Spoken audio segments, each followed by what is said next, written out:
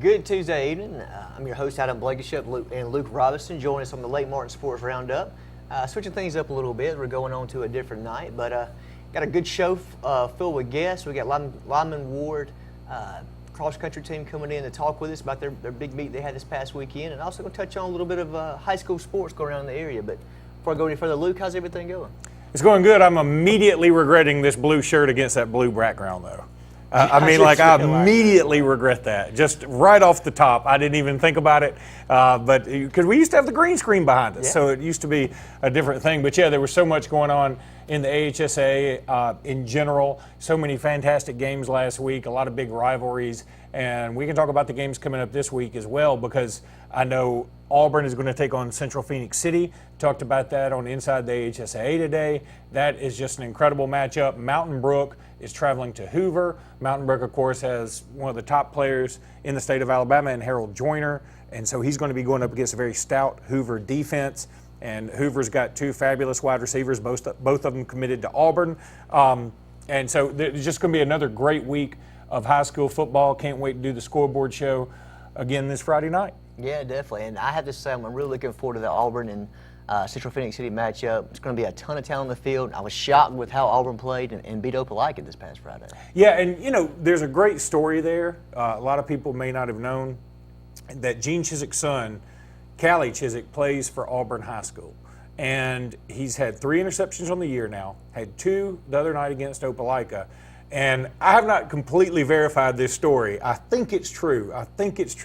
And that's why I didn't say it on Inside the AHSA today. But I can say it here on our local show that the legend goes that Gene named his son Callie, or Callaway, after a former player of his at Stephen F. Austin, who died from a brain aneurysm after practice one day. And he and Gene Chiswick were very, very tight.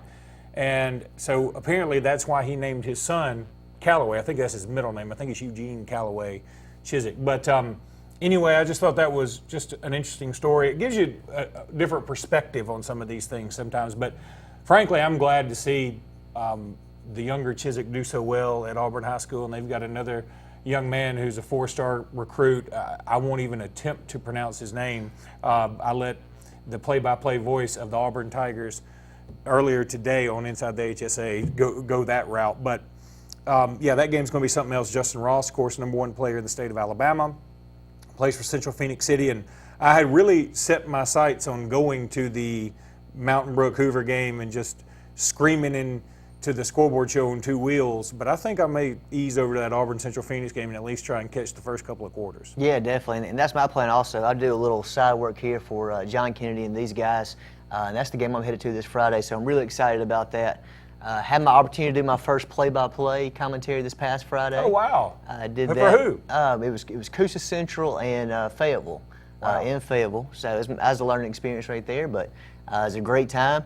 You can imagine the type ball game that you saw there with Coosa Central bringing in 20-something ball players. Mm-hmm. Great effort, though, by the team, so hats off to those guys and how hard they played and how hard they worked for that one. But looking forward to doing something different this next Friday. So you calling the game this Friday, too? I'm doing more of a sideline Gotcha. Correspondence. I'll go in. They'll call me. I'll give them breaks and updates on the scores and those types of things. So you're going to be the one, when they do the rolling scores before the scoreboard show, you're going to give an update? Yeah. Okay, cool. Yeah, definitely. So I'm excited about that. But it's funny you mentioned that about play-by-play. There's no other way to do it than just to do it. Yeah. It's kind of like riding a bike. You have to just get out there and just speak your mind. And I know it's nerve-wracking because I certainly did the same thing. And I'll never forget, something's always going to go wrong, especially with the equipment. Definitely. Randy Lee and I one time had to do a state championship basketball game. When all of our equipment failed, we had to call into the radio show, this station here, from the BJCC. So, it was a big deal, state championship game. And we used Randy's cell phone, and he would describe the play-by-play, hand it to me, and I'd do the color. And it was just passing the telephone back and forth.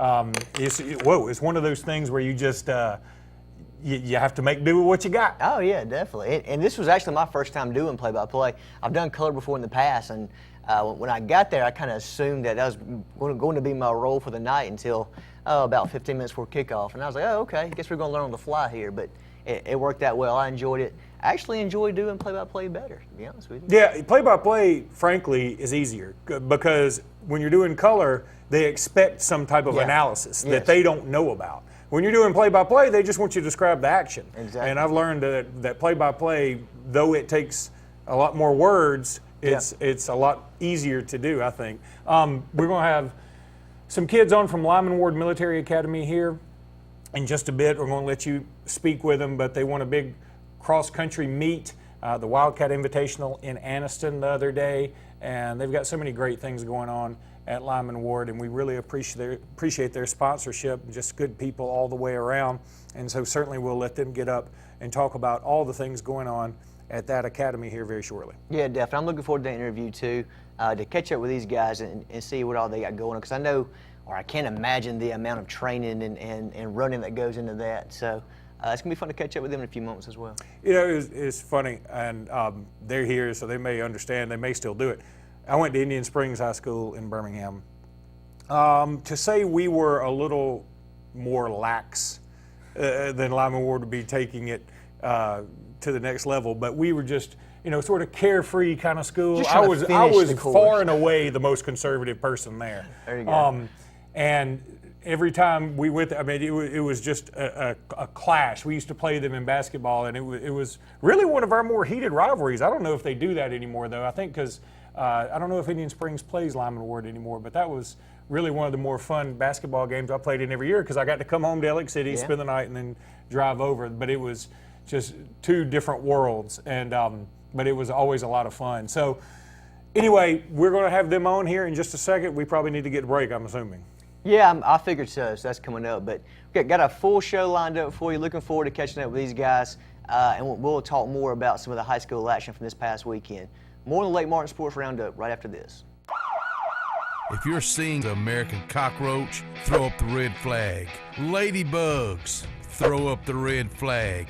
Ants and swarming termites, throw up the red flag. And kudzu bugs, throw up the red flag. That's Red Flag Pest Control. So the caution is on. Call Red Flag Pest Control today. I'm Scott Davis with Red Flag Pest Control, celebrating our 10th anniversary. Call me today, 256-825-0430. We have a promise to keep with this community, our pledge of respect for your family and your needs in every funeral arrangement. A funeral is a time that calls for consideration. For that reason, we won't consider anyone else. For a full range of funeral services with sensitivity, compassion, and respect, call Radney Funeral Home at 256-234-2511 or Langley Funeral Home at 256-896-2571. Your hometown funeral homes. So you want to build a home? Build the home you want with America's Home Place. Choose from over 150 floor plans, then personalize. Tile backsplash with granite countertops? Done. A spacious bathroom you've always dreamed of? You got it. Choose every detail, floors, cabinets, even the paint color. How about electric lime? Can't decide? Relax. At America's Home Place, we take care of it all. It's your home. Own it. America's Home Place. At U.S. Ameribank, there's something very different at the heart of what we do and who we are. It's a spirit that also defines our neighbors, local businesses, and communities. Building on our 116-year history in Alabama, U.S. Ameribank provides something found nowhere else: craft banking. It's an unwavering commitment to handcrafted banking solutions that turns customers into enthusiastic fans. Visit usameribank.com or your local branch to discover the U.S. Ameribank difference. U.S. Ameribank. Banking on values. Member FDIC, Equal Housing Lender. A1 Four Seasons, a division of Jackson Refrigeration, is Central Alabama's Alabama Power Superior Solutions dealer. With the summer months approaching, the temperatures are rising, and so will your power bill if you don't have one of the latest 410A heat pumps. With R22 Freon prices on the rise, now is the time to make the switch to a new, more efficient unit that will save you hundreds of dollars on your yearly power bill. Call A1 Four Seasons at 256-234-4457. Main Street Family Urgent Care. At Main Street Family Urgent Care, we want you to know one of the benefits of our clinic. We have a self-pay option that allows you to get the most out of your visit. That means you don't have to worry about receiving a large bill after your visit. $125 covers all in-house labs, stitches, x-rays, or injections, and we have a selection of antibiotics available in the clinic. We want you to feel better fast at Main Street Family Urgent Care, open 7 days a week in Alexander City across the street from Walmart. Heal better, feel better fast.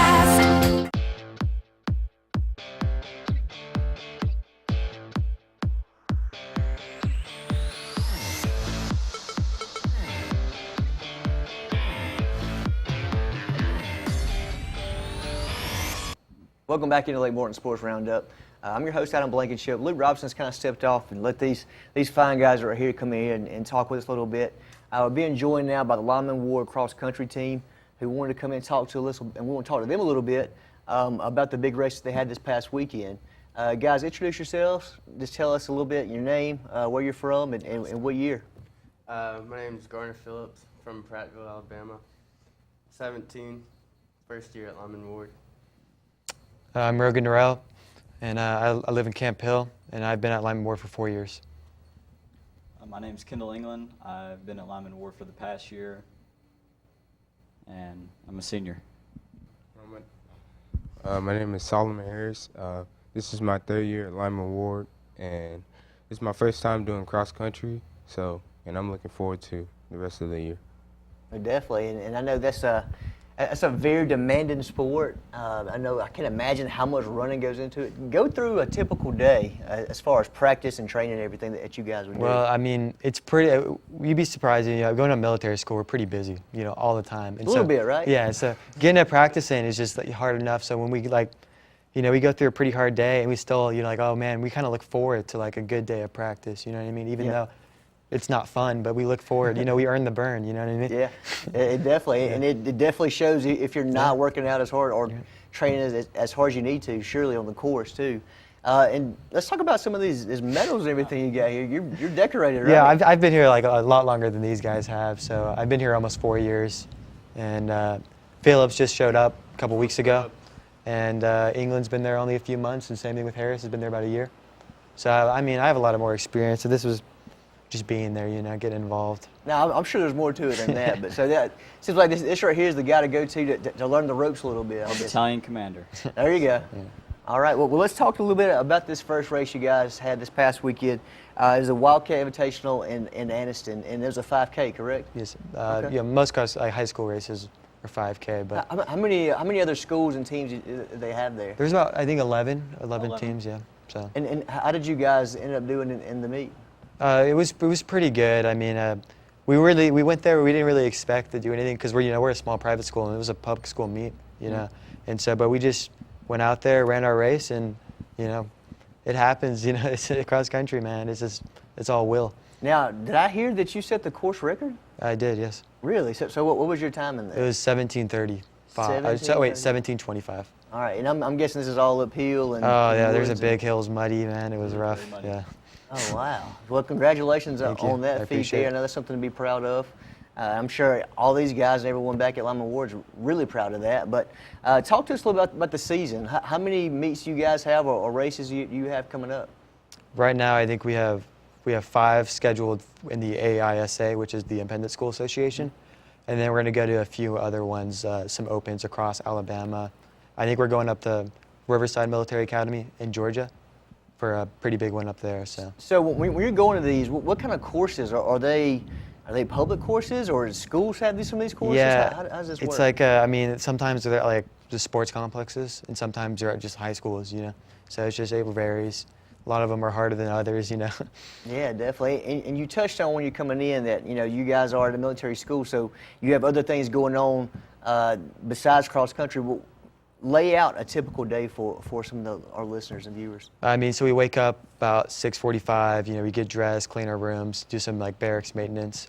Then we fall out, we raise the flag, go eat, and then go to school for about 8 hours. And then after school, we have 2 hours for practice, which is 3 to 5. So it's so hot, but yeah. it's what's worth. And then after that, we have dinner, and then rest of the night we're studying, cleaning. Just. Study hall. Full schedule. Yeah, right? yeah, it's packed. Yeah, it makes the day go by fast, though. It does. Yeah, the routine, man, it helps it. I bet so. Well, we appreciate you guys and coming on and meeting with us. Y'all come in a lot with us, different sports and everything else too. So we appreciate y'all working so much with us and everything. Tell us about the next race that you guys have coming up. You can answer it. The Montevallo Open Meet. Yep. And it'll be this Thursday. This Thursday. So there's kind of a quick turnaround in all of this. Yes, sir. All right. How do those legs feel today? Y'all a little sore? Well, we got our run in shortly before we hopped in the van and put our salt and peppers on. So did two hard laps around the school race pace. That's really the best way to do it, though, right? If your legs are a little sore, just want to jump back into it. Yeah. Yes, sir. Well, there you go. Well, guys, we wish you all the luck this upcoming season. Keep us updated on your progress. We'd love to have you on at the end of the season, too, to recap everything as well. So thank you. I'll let us know when you guys are available. I know your schedule's full, but just try to pencil us in when you can. Thank you. All right, guys, there you have it. That's the Lyman Ward's Military Academy cross-country team, starting the season off right, setting course records right off the bat. So looking forward to keeping up with these guys and learning more as the season goes on about their progress. But we'll take a quick commercial break, and when we come back, Luke Robinson will be back with me, and we'll talk a bit more about some of the high school sports going on in the area. More on the Lake Martin Sports Roundup Show right after this. Find everything you need for the perfect outdoor living space at Russell Do-It Center, like the Fire Rock Outdoor Conventional Fireplace, smartly designed masonry systems that are easy to install and are less than half the cost of a scratch-built brick and mortar fireplace. Weber Grills, the best outdoor gas, electric, and charcoal grills, which always come pre-assembled. Yeti Coolers, premium coolers and accessories that are the ultimate in design, performance, and durability. Russell Do-It Center, experience and knowledge from the pros. The all-new Triple R Cafe in Rockford is open and the place for true Southern-style cooking. Open Tuesday through Saturday in downtown Rockford on US 231. The Triple R Cafe serves up true Southern cooking with a meat and 3 for lunch. And on Friday and Saturday, get the best dinners in the area with fresh from the garden vegetables. Gulf-style scallops and shrimp, and Bayou-style alligator. Central Alabama's new place for Southern-style cooking with a down-home atmosphere. That's the all-new Triple R Cafe in downtown Rockford. If you've been putting off that new heating and air unit in your home because of the upfront expenses, Williams Plumbing of Alexander City now has primary financing from Synchrony and can now install brand new heating and cooling systems with zero down, longer terms, and a competitive rate. Call Williams Plumbing at 256-329-8488 and get a free quote and terms and upgrade up to $35,000 in work with approved credit. Williams Plumbing stands behind their work with on-time affordable service for all your heating and air needs, as well as plumbing for zero down financing and great service. Williams Plumbing. Whether it's a dream house or corporate real estate, Concrete has the skill, expertise, and talent to exceed your expectations. Trust Concrete to build a foundation for your future. Our work ethic and dedication are always in keeping the competition on their toes. We specialize in residential and commercial development in the Coosa, Talladega, and Shelby County areas. Call us today for your next project, 256-245-4211, or check us out on the web at con-crete.com. What's behind the CA? A world full of opportunities. Where are you now? Where are you going? Where do you want to be? These are all important in determining your path in life. More importantly, why be ordinary when you can be extraordinary? At Central Alabama Community College, you can be anything you wish to be. Don't put your future on hold and don't settle for less than excellence. We are Central Alabama Community College. Central to you. Central to your success. So, you may not know it, but you've seen our work everywhere. For a combined 50 years, SignSource has been Central Alabama's premier option for all your sign needs. Custom signs for your business, club, or organization. Wraps and decals for your vehicle or boat. Full-color banners for your big sale, or a photo collage on canvas for grandma. All with fast, friendly, prompt service. Check out our website at signsourcenow.com. 888-533-6758. Go straight to the source. SignSource.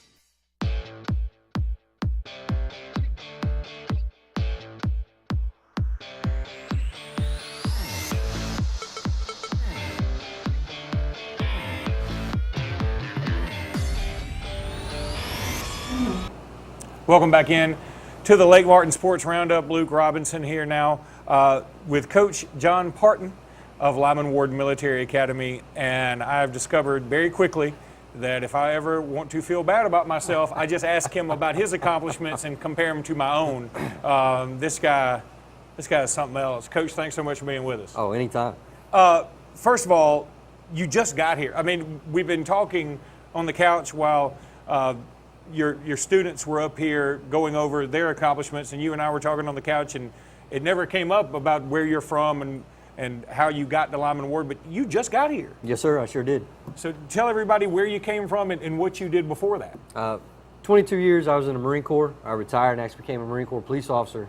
I was at Marine Corps Air Station Cherry Point, and Lieutenant Colonel Joel Burdett, who's now the Commandant, he called me to be a reference for him to get the job. He got the job. A week later, he shot me a text, asked when I could come down. I came down, I looked around on a Thursday, accepted the job on a Friday, and packed up everything and moved down here to be with the boys.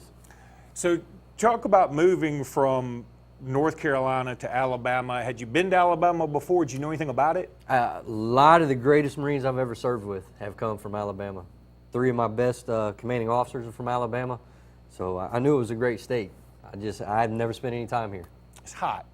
It's about now. North Carolina's about the same way. North Carolina's kind of hot too, but y'all can get up in the mountains sometimes. Yes, and get sir. away There from you it a little can. There bit. you can.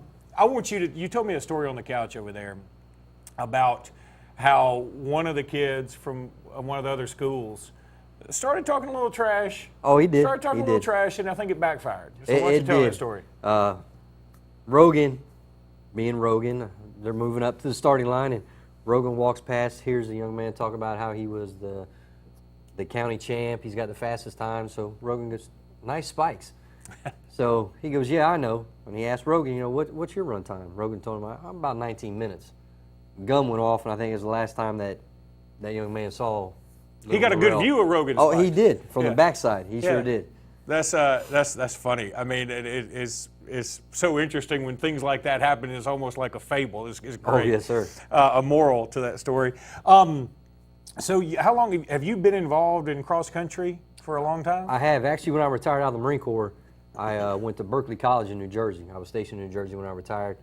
So I was a Berkeley College student, and I was the oldest student athlete they had at the university. Wow. I was 40 years old, and I was on the cross country team. 40 years old on the cross country team? Yes, sir. My goodness. What was your time like? Are you a 17 and 25 minute guy? I was back 17 minute, 25 second in the guy. day I was. Now I'm more around the 19, 20 minute time. That's still pretty strong. I mean, honestly, I'm going to tell you, as soon as he started talking about some of the things that he's been through, you were in the Marines for 22 years? Yes, sir, 22 years. And you've been to 37 countries, 37 countries, deployed to combat twice.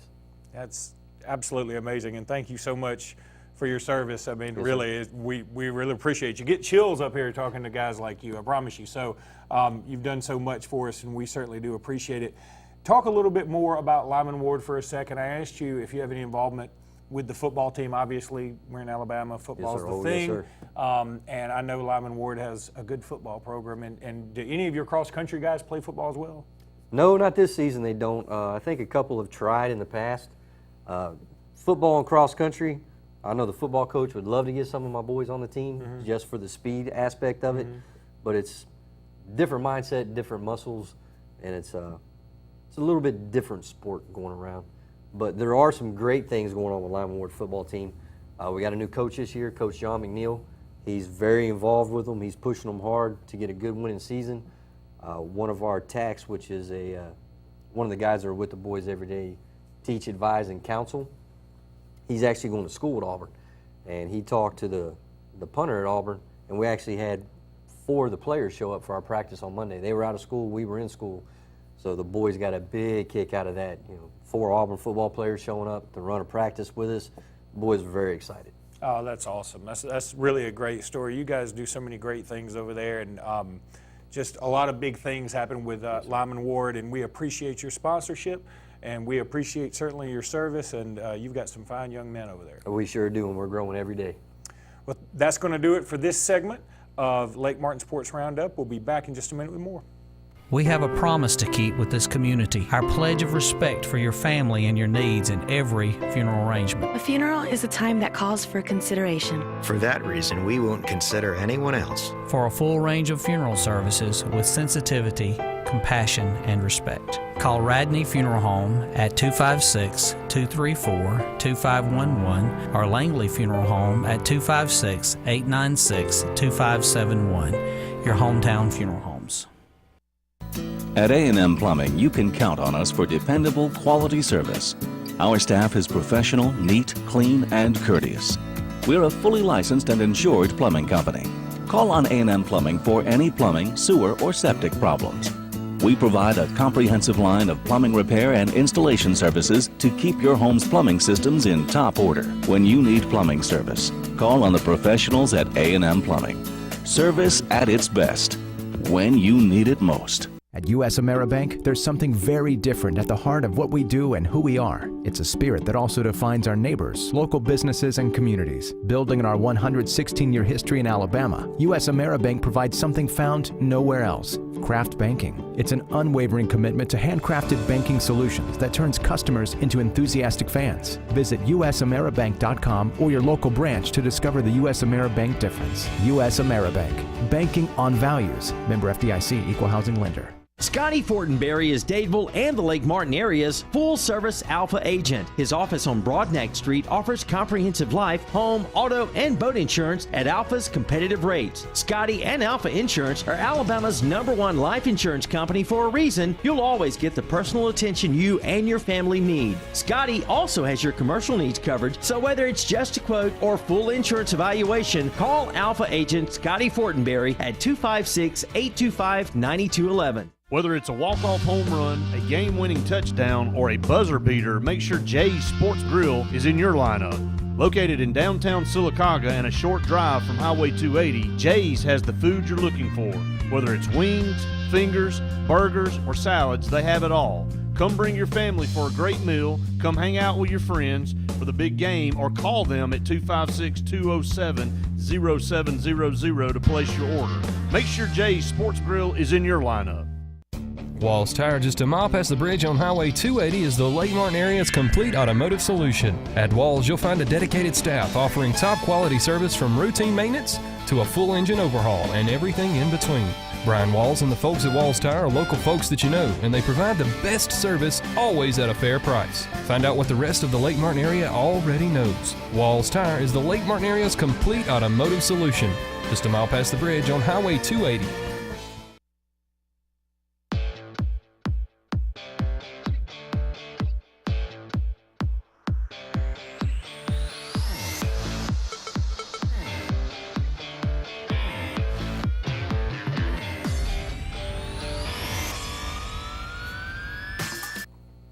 Welcome back into Lake Martin Sports Roundup. I'm your host, Adam Blankenship, joined again now by Luke. Hope you guys were able to catch our interview with the guys from Lima Ward.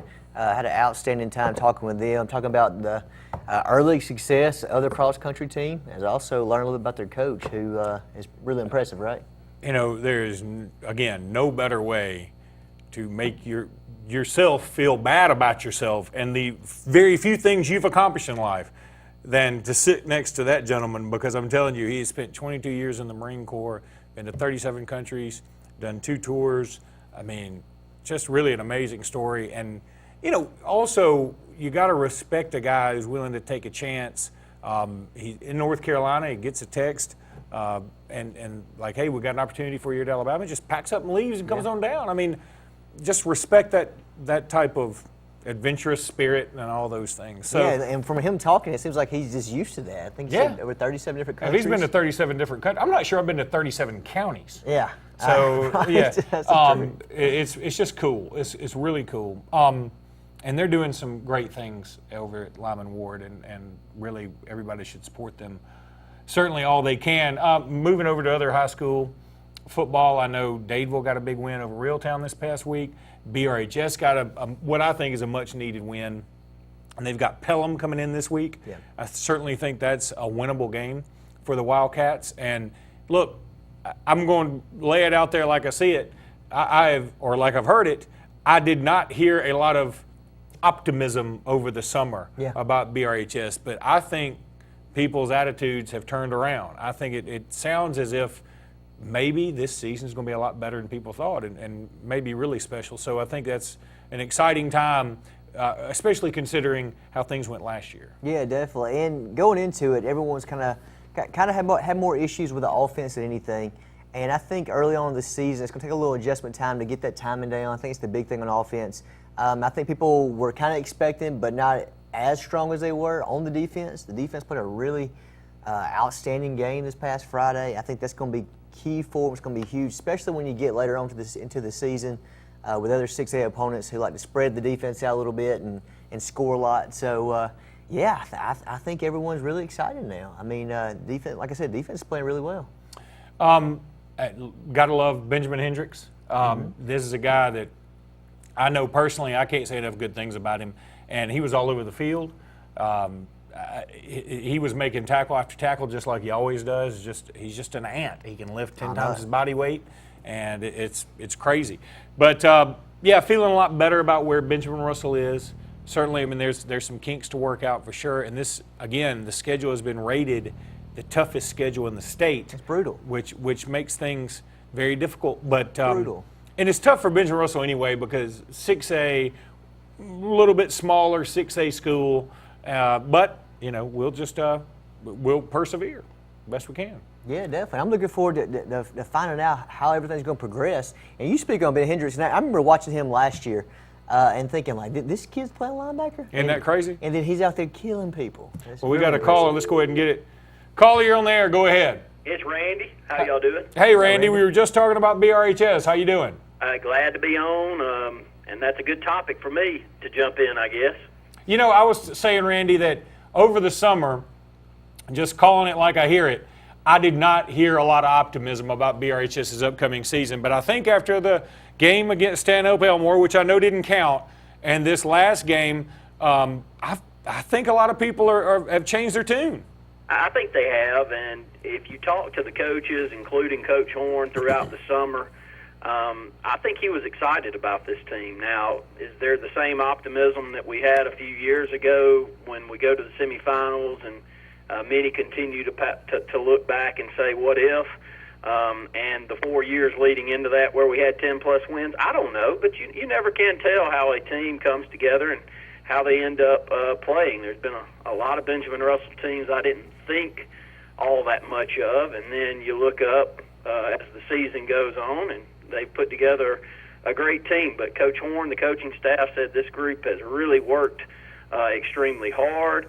They've got some high-end leaders on this team, and I think that goes a long way, especially in any sport, but football especially. I mean, you got 80-some-odd players to keep in line, and you need them all to buy into whatever you're selling.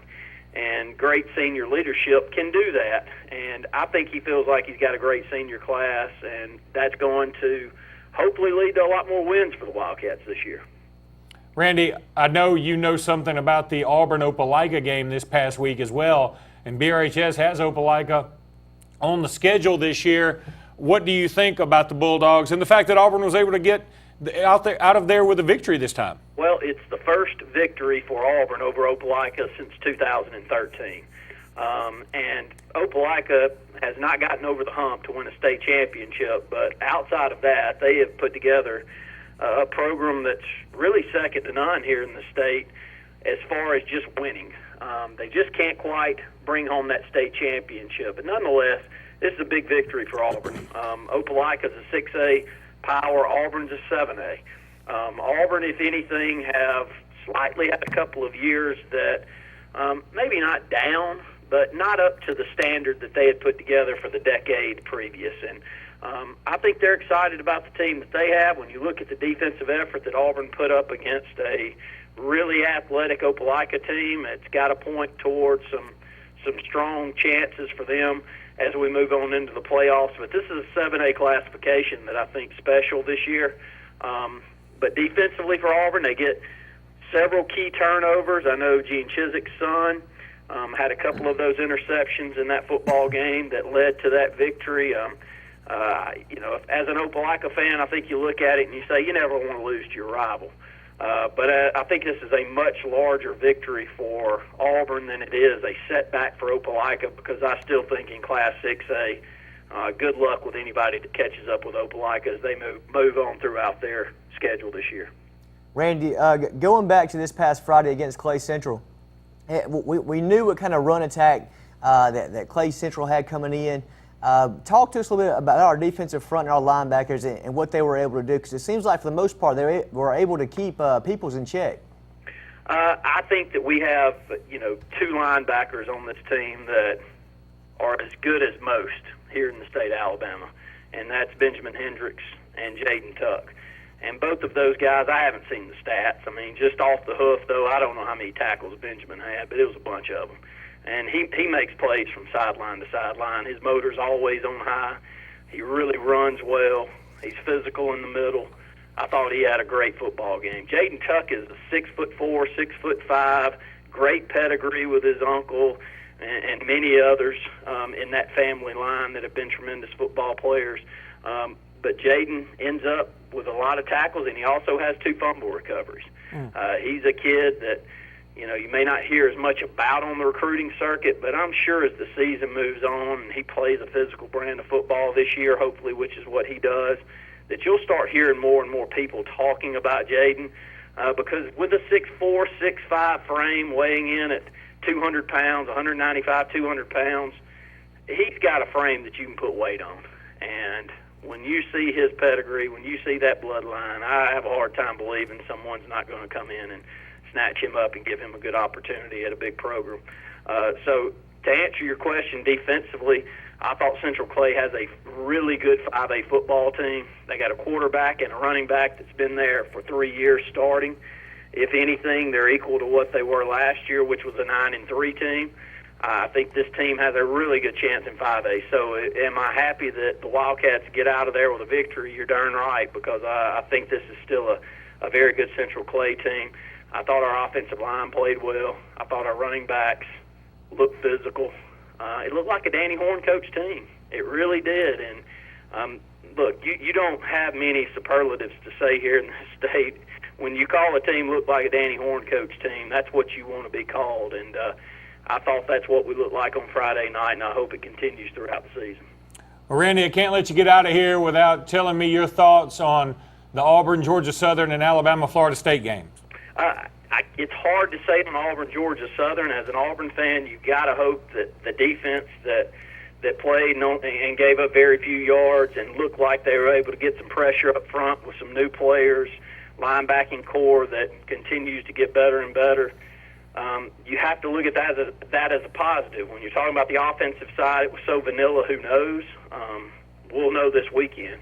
They won't leave anything in Auburn this weekend when it comes to the offensive side. So I think we'll know a little bit more about whether this passing game is going to be something that we all hope as Auburn fans is better than what we've seen in years past. Jarrett Stidham, I think he's got the makings of being a very good quarterback. But once again, we'll all know a lot more this weekend. And with Cam Petway out this past week, with whatever the suspension was there, you didn't see that Auburn offense at full bore.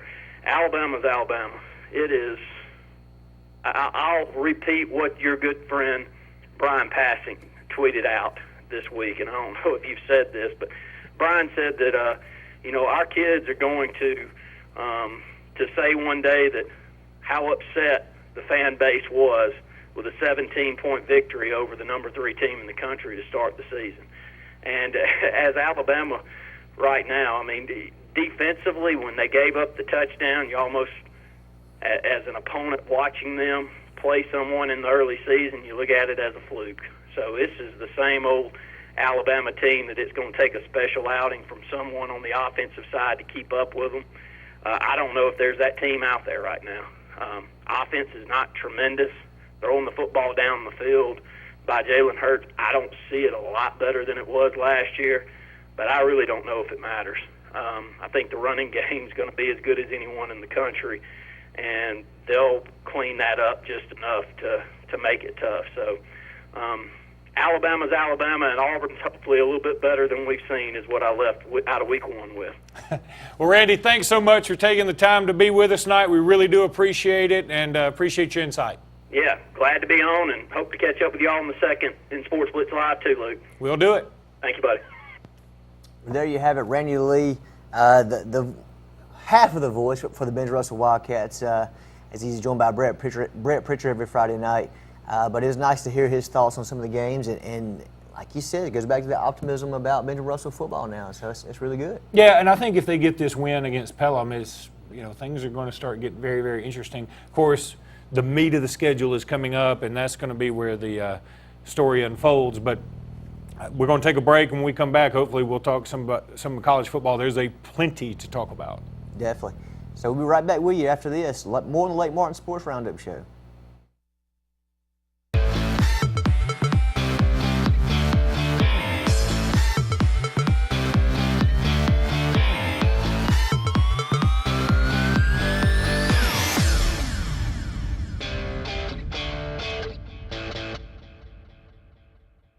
What value would you gain working with Lee Marketing Group? With 4 divisions under one umbrella, Sign Source, Lee Apparel, R&B Media, and LMG Baker Advertising Agency, Lee Marketing Group offers a comprehensive approach. From logo design and branding to ad placement and everything in between, LMG can handle it all. For ease of time, cutting edge, results-driven marketing campaigns, think LMG. Lee Marketing Group, your comprehensive marketing solution. Now is the best time to see the good guys the locals know, Alex City Marine. With last year being our best year yet, Landau Pontoons has increased Alex City Marine's allocation of Landaus for the 17th season. Our Suzuki outboard selections are at an all-time high. Alex City Marine is now also Lake Martin's exclusive Manitou pontoon dealer with a full line of the luxurious Manitou Tri-Tune with patented V-Tune technology for top performance. Get the best selection now of Landau and Manitou pontoons. Alex City Marine, Lake Martin. When you're born, you're really young. You're like 0 years old. My grandma tells me to quit growing up so fast. But what can I do about it? My mom keeps throwing me birthday parties.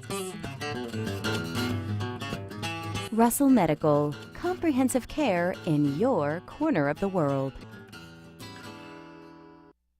Lyman Ward Military Academy is currently accepting applications for fall enrollment, with cadets reporting on August 19th. New drone and STEM programs added to the curriculum for the 2017 and 18 school year. If you're looking for structure, one-on-one academic help, athletic excellence, as well as leadership training, Lyman Ward is the school for you. For more information, visit our website at lwma.org or call our admissions director, Wynn Fletcher, at 256-675-6269.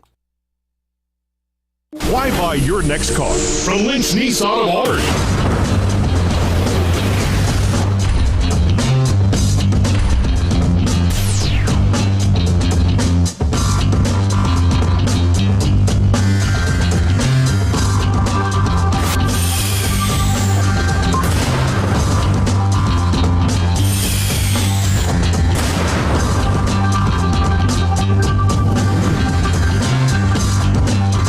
Find everything you need for the perfect outdoor living space at Russell Do It Center, like the Fire Rock Outdoor Conventional Fireplace, smartly designed masonry systems that are easy to install and are less than half the cost of a scratch-built brick and mortar fireplace. Weber Grills, the best outdoor gas, electric, and charcoal grills, which always come pre-assembled. Yeti Coolers, premium coolers and accessories that are the ultimate in design, performance, and durability. Russell Do It Center, experience and knowledge from the pros.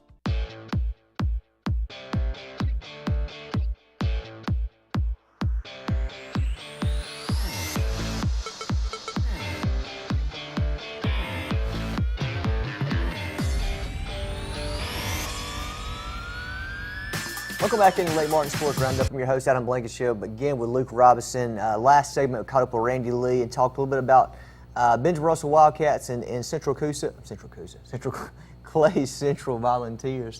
All these Centrals. A lot of Centrals around. Central Phoenix City. Yeah, all these Centrals in these areas. So it kind of run together. But Luke, we had talked about, you got into Randy a little bit about the Auburn and Alabama games this past weekend. So I want to talk to you a little bit about what were some of your takes. Let's start with Alabama first. What were some of your takes in that game? I mean, look, it's just a 17-point victory over number 3 team in the country, like Randy was talking about. I mean, look, Alabama's still Alabama, and it's so funny to me. There were some complaints. Alabama didn't throw the ball down the field enough. They didn't open up the offense. It's the same old thing. If you mean by the same old thing, you wallop the number 3 team in the country, then yeah, it's the same old thing. And here's the alternative to doing what Alabama did, which was get pretty doggone conservative. The alternative is to give up a 34-point lead like Texas A&M did. If Texas A&M had played the way Alabama had, much more conservatively, they win that game by 17, 24 points, easily. Exactly. The math didn't work on UCLA being able to come back as it was. If Texas A&M had the wherewithal to just run the ball and use clock, they walk out of there with a win. And in the end, that's what it's all about. People love the stats, and that's how they judge everything. You shouldn't judge all of it by stats. If you judged it all by stats and just who's the SEC all-time leading rusher, well, Ralph Webb may end up being the all-time leading rusher. Do you think he's better than Herschel Walker? Think he's better than Bo Jackson, Sean Alexander, Derrick Henry? He's not. But he had the longevity of it, and he plays more games than those guys do now. So, or than some of them. But I think Alabama's still Alabama. Yes, they only completed passes to Calvin Ridley from the wide-out position, but they targeted a couple other guys. Henry Ruggs had an opportunity to make a play, didn't make it. He's a youngster, true freshman. He will make it eventually. Didn't target tight ends any that I saw. I think it says a lot, though, that you see Ruggs out there. Well, Ruggs, you know what I mean? Devontae Smith, and Jerry Jeudy were all out there. I'm going to say all of them. Trust me, they'll all catch a pass this week. Oh, definitely. And look, everybody's talking about DeAndre Francois. I'm going to say this. I hate it for him. I hate it that he's out. I hate it for college football. I'm a college football guy. I want the best people out there. And I think DeAndre Francois is one of the best quarterbacks in the country. And we talked about this on the Talking Tuscaloosa podcast today, Jimmy Stein and I did, that the other shame of it is, from Alabama's perspective, is as this season goes on and Florida State's going to take their lumps, they're not going to look that great. They may end up being an 8-4 team, whatever. The win that Alabama had won't look as good because people will forget DeAndre Francois played in that game. Exactly. And that's a shame for Alabama's side. But Francois, who knows if he's ever going to be the same. I mean, his injury is pretty brutal. He's a kid, too. I remember watching him play last year, and what really stuck out to me is how he would see the pressure come in. There were plays where they wouldn't pick up a linebacker or safety, whoever's coming in, and he would just stay and he would take the hit. He would. I mean, he would follow through completely. You wouldn't see him ducking or running and throwing sidearm or anything like that. He's a kid that would sit there and take a hit. And I watched last year, and I forgot who they were playing. I wish I could think of it. But he did the same exact thing. I swear he took probably 12 of those to the face the entire game. Yeah, and he's just tough. Well, really tough. We talked about this off air just a second ago. Alabama wasn't getting to him necessarily for the sacks to start the game, but they were getting to him right as he released it. Exactly. And that made a difference late in the game. He started short-arming some things, had a couple of picks. There was some miscommunication because the receivers now, their timing was off. There's no doubt about it. That was a huge part of the game. And definitely early on in the game, too, he was hitting some passes downfield. But if you go back and watch it, they were perfectly thrown balls. Like if you go slow motion, it's right over the fingertips of the defenders or whoever else. But I mean, he was just on point. Well, and here's the thing: Florida State had one 90-yard drive, and that was effectively it. They started in Alabama territory once after a very unfamiliar shank from J.K. Scott, and Alabama ended up pushing them back about 8 yards. But they had a 90-yard drive, and on two of those plays, they were great passes that were thrown where only a 6'5" receiver could get them. Anthony Averett and Minkah Fitzpatrick were in position. They just weren't as tall as the receiver. And that's what it came down to. Sometimes you just get beat. Exactly. And even the best ones get beat. Averett and Minkah are two of the best defensive backs in the country. They just got beat. It happens. You're playing against dudes. Florida State has dudes that will be in the NFL. Definitely. And that's the best defense Alabama will play all year, without a doubt. And if Francois were still on this team, I would still say Florida State has a good shot to make the playoffs. Really quickly, I don't mean to interrupt you or myself, but I got to say that, of course, I'm part of the Lake Martin Bama Club. We had a big drawing tonight for season tickets. And was it me? The winner? I won. Really? No, you didn't win. It was Larkin Radney. Oh, wow. Larkin Radney wins the tickets. Unbelievably, for a lot of reasons. But Larkin Radney, really, what a great guy. And I think he's president of the Auburn Lake Martin Club. I think so. But so, look, hey, good for him. I'm glad. Hey, he'll get to go to Tuscaloosa and experience some He might fun convert. stuff. You never know. And I know Larkin. He ain't converting. I can tell you that right now. We have a caller. Let's go ahead and take that. Caller, you're on the air. Go ahead. Luke? Yeah. Hello? Yeah, Luke? Yeah, listen to the phone, not the TV. Oh, these high school boys that say they can. Are you with us? You may have turned the volume down in the background. 4.2, 4.3, 40, and I don't see it. Who are you talking about? Just high school boys in general that say they can run a 4.2, 4.3, 40. And I don't. You got to turn your TV down, bud. I'm sorry. Cut the TV down. I'm sorry. That's okay. But you cover high school games. I mean, do you see these boys run a 4.2, 4.3, 40 like they say they are? I certainly do not. I'm a firm believer that heights, weights, and 40 times and bench presses 90% of the time are inflated. There is no doubt in my mind. If everybody, I did something the other day. I listened to another show out of Auburn, and they were running down the people on Auburn's football team, Auburn University's football team, that run a 4.3 or better, and there were about 10 of them. Yeah. And if that were true, they would outrun the U.S. Olympic team. Exactly. I just measured them up, or I didn't do it. I found somebody who did measure it up. And look, all those times are inflated. And it's all a mind game to make you think they're faster, to make you think they're bigger. And all the schools do it. I mean, all the high schools do it. It's just the way it is. All right, bud, thanks for the phone call. All right, thank you, Luke. And that's one of those things, too, like you hear that a lot. And even just 4.4 speed is rare. I mean, there's no you question. See guys, and you see it when you go to the NFL Combine, how many guys actually run a legitimate 4.2 and 4.3, and it's maybe one a class, if that. So that's always been an interesting thing, too, because like you said, if you go through and look at it, he's 6'5", 210, runs a 4.4, and it's like that's But see, and impossible. that 4.4 has become the new 6 foot. Yeah. Everybody loves to say they're 6 feet 4.4 tall. speed, exactly. Everybody loves to say they're 6 feet tall. Because I'm 6 feet tall. Yeah, okay. I'm also, I'm close. You got platforms on? I'm close.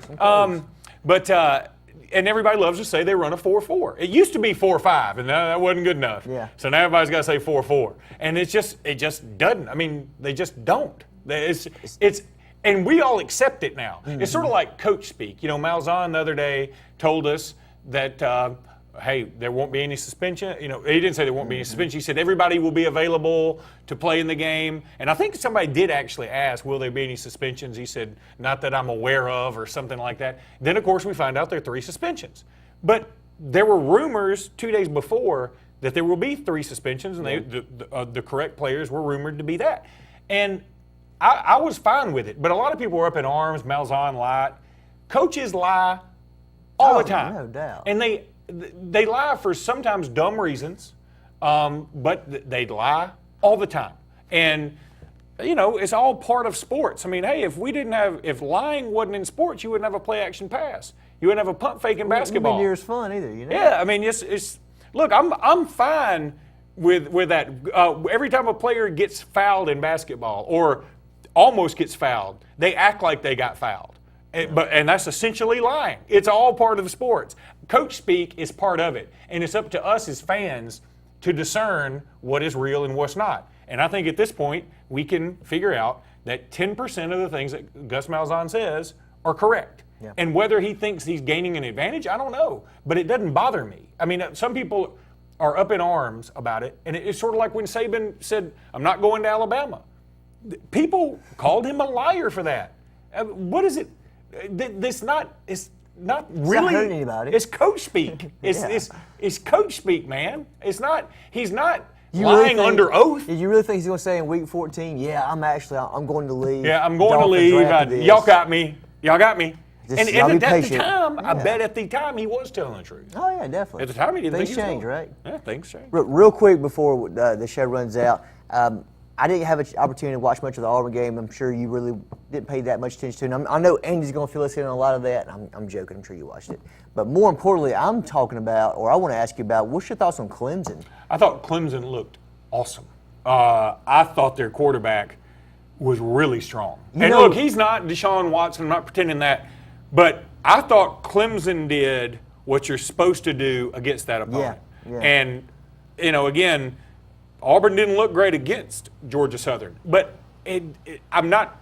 If I were an Auburn fan, I wouldn't really be worried about it necessarily because you can't. If Auburn had won 70-7, it wouldn't have mattered because everybody say it's Georgia Southern. Mm-hmm. But when you watch a game, sometimes you just watch something, you know what it is when you see it. Yeah. Clemson's strong, man. I mean, I thought that losing Gallman was going to hurt them. Oh, no, they got some running backs. That Tevion Feaster, you can't. He is a 4-4. Yeah. Oh, Deion Kane, he can go up and get the ball. That quarterback, he knows how to run with it. He's a big dude. It's going to be a challenge. I'm telling you. Towards the end of the summer, I was thinking, Clemson may have lost a lot. Yeah. But I just went against my own rule. Clemson is recruited as well as anybody in the country. Well, with the exception of Alabama and Ohio State, they've recruited as well as anybody in the country. Yeah. And so they've got some beast. I think that's my takeaway. I remember, I don't know why, but sometimes last year there was a different quarterback in. I thought it was the same guy, Kelly Bryant, whatever else. But he was more of a pocket passer type, just kind of get him over in the rest of the game. So I was kind of expecting him to be the starter. And then I flip it over, and I think it was the second play of the game. Yeah. And it was like, oh, he breaks one long. And I said, oh, no. Hey, he's strong, man. Like, here we go again. They may be in the really? playoffs again. I know. I thought the same thing. Well, we're up against the end of the show, Adam. Definitely, Luke. I enjoyed it. Thanks for coming on with me and talking. Appreciate the guys at Lyman Ward Military Academy for coming in and talking with us. It was nice talking to the coach and also some of the players on the players? Call it players? Whatever. I don't players run, on the cross-country team. Look forward to doing it again next week. All right, but stay tuned with us. Andy and Luke's going to pick up again here at 7 o'clock on Sports Blitz. We'll get a lot more Alabama and Auburn in-depth talk there and kind of, I guess, see what Andy thinks. I'm interested to hear what he has to say about what he thought about this Auburn team this past weekend. But looking forward to it. Appreciate you guys.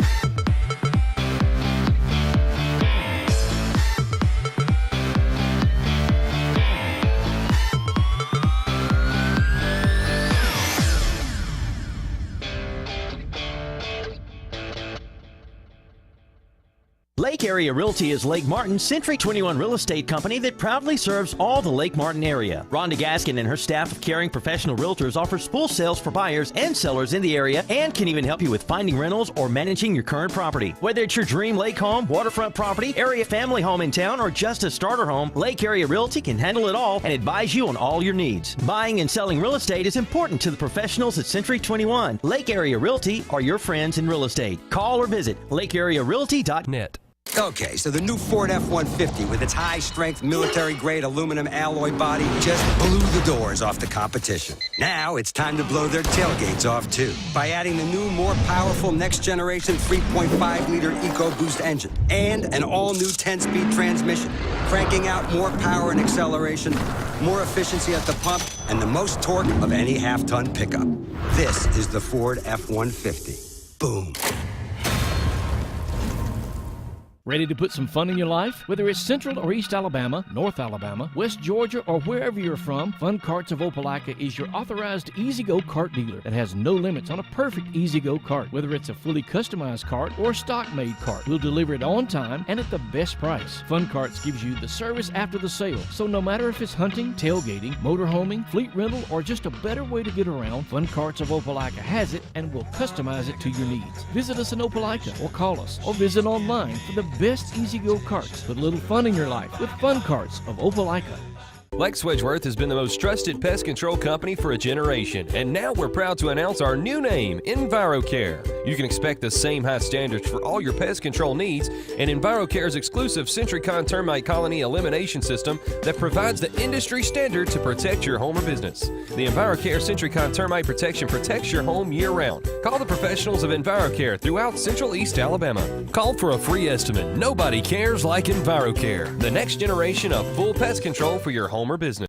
At the Medicine Shop, we're dedicated to the idea that quality pharmacy care means more than just prompt prescriptions. When you come to the Medicine Shop Pharmacy, you'll be able to count on dependable care from a knowledgeable pharmacist. The Medicine Shop is the only compounding pharmacy in the area, and we offer the shingles vaccine year-round. Bring your prescriptions by the drive-thru on Airport Drive in Alex City, or input them online at www.medicineshop.com, or call them at 256-215-8014. The Medicine Shop, caring beyond prescriptions. And I know when I need it, I can count on you.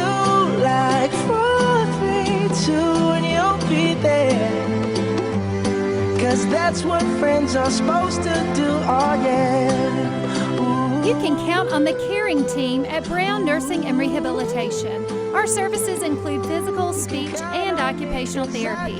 Brown Nursing and Rehabilitation, 256-329-9061.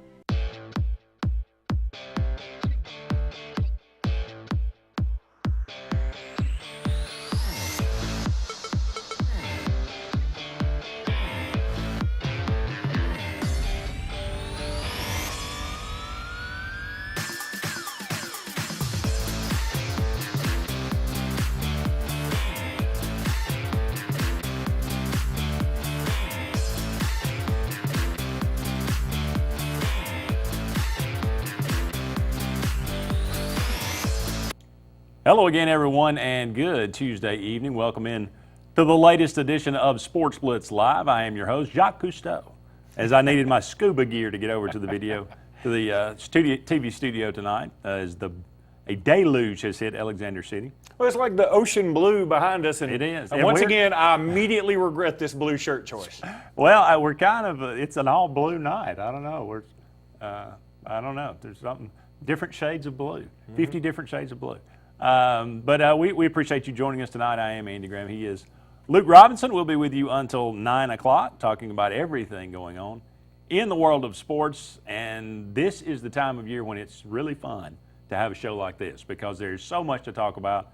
Of course, Auburn and Alabama playing this weekend. Auburn winning 41-7 over Georgia Southern. Alabama getting a big win over Florida State, 24-7 in the new Mercedes-Benz Stadium. So many other great games this weekend that were exciting, down to the wire.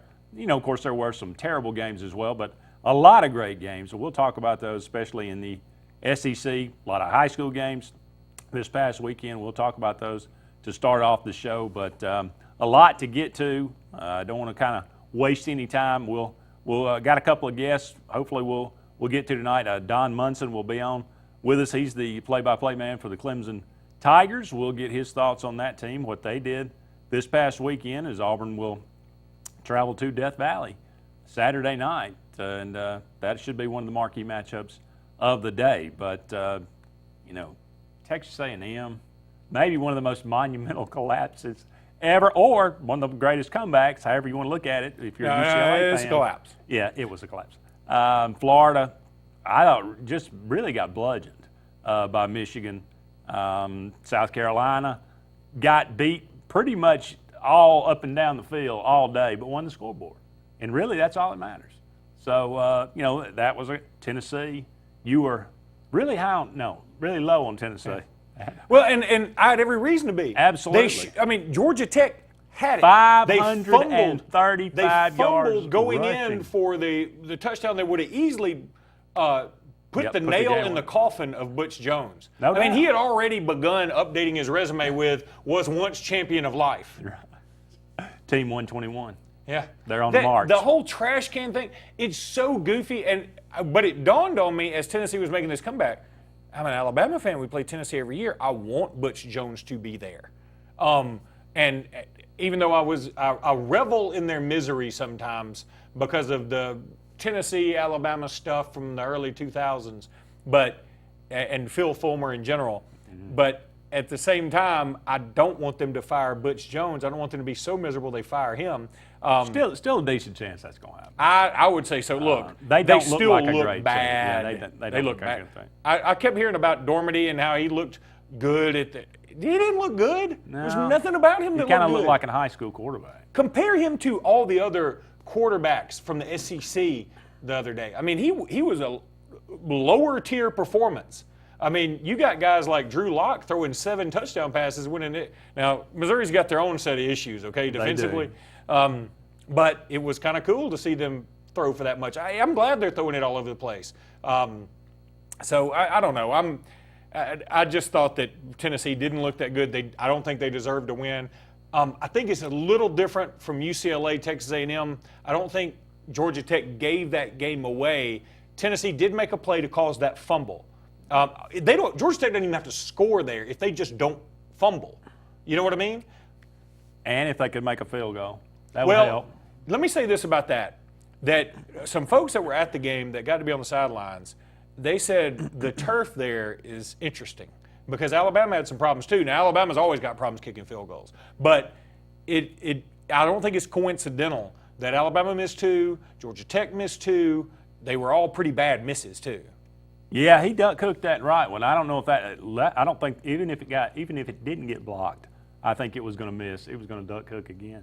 So that's a good point. That's an interesting thing to keep an eye on as the season moves forward, especially for the Atlanta Falcons as well. True. But again, we'll dive into all these things. If you've got a comment or question, by all means, 256-234-6221.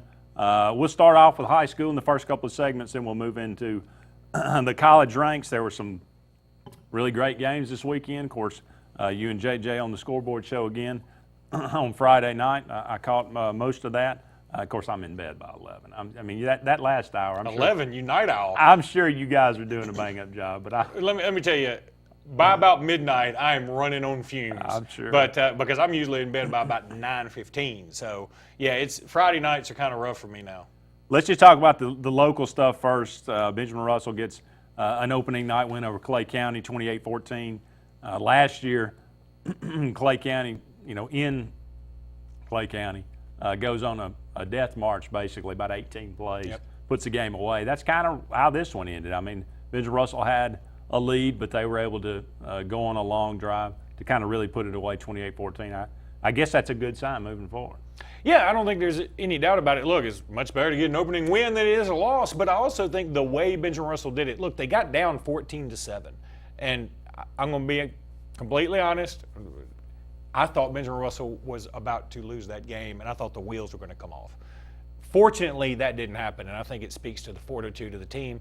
In fact, they ended up doubling up Clay Central 28-14, and some of the guys that I thought should be stars, like Tuck and like Hendricks, they were stars.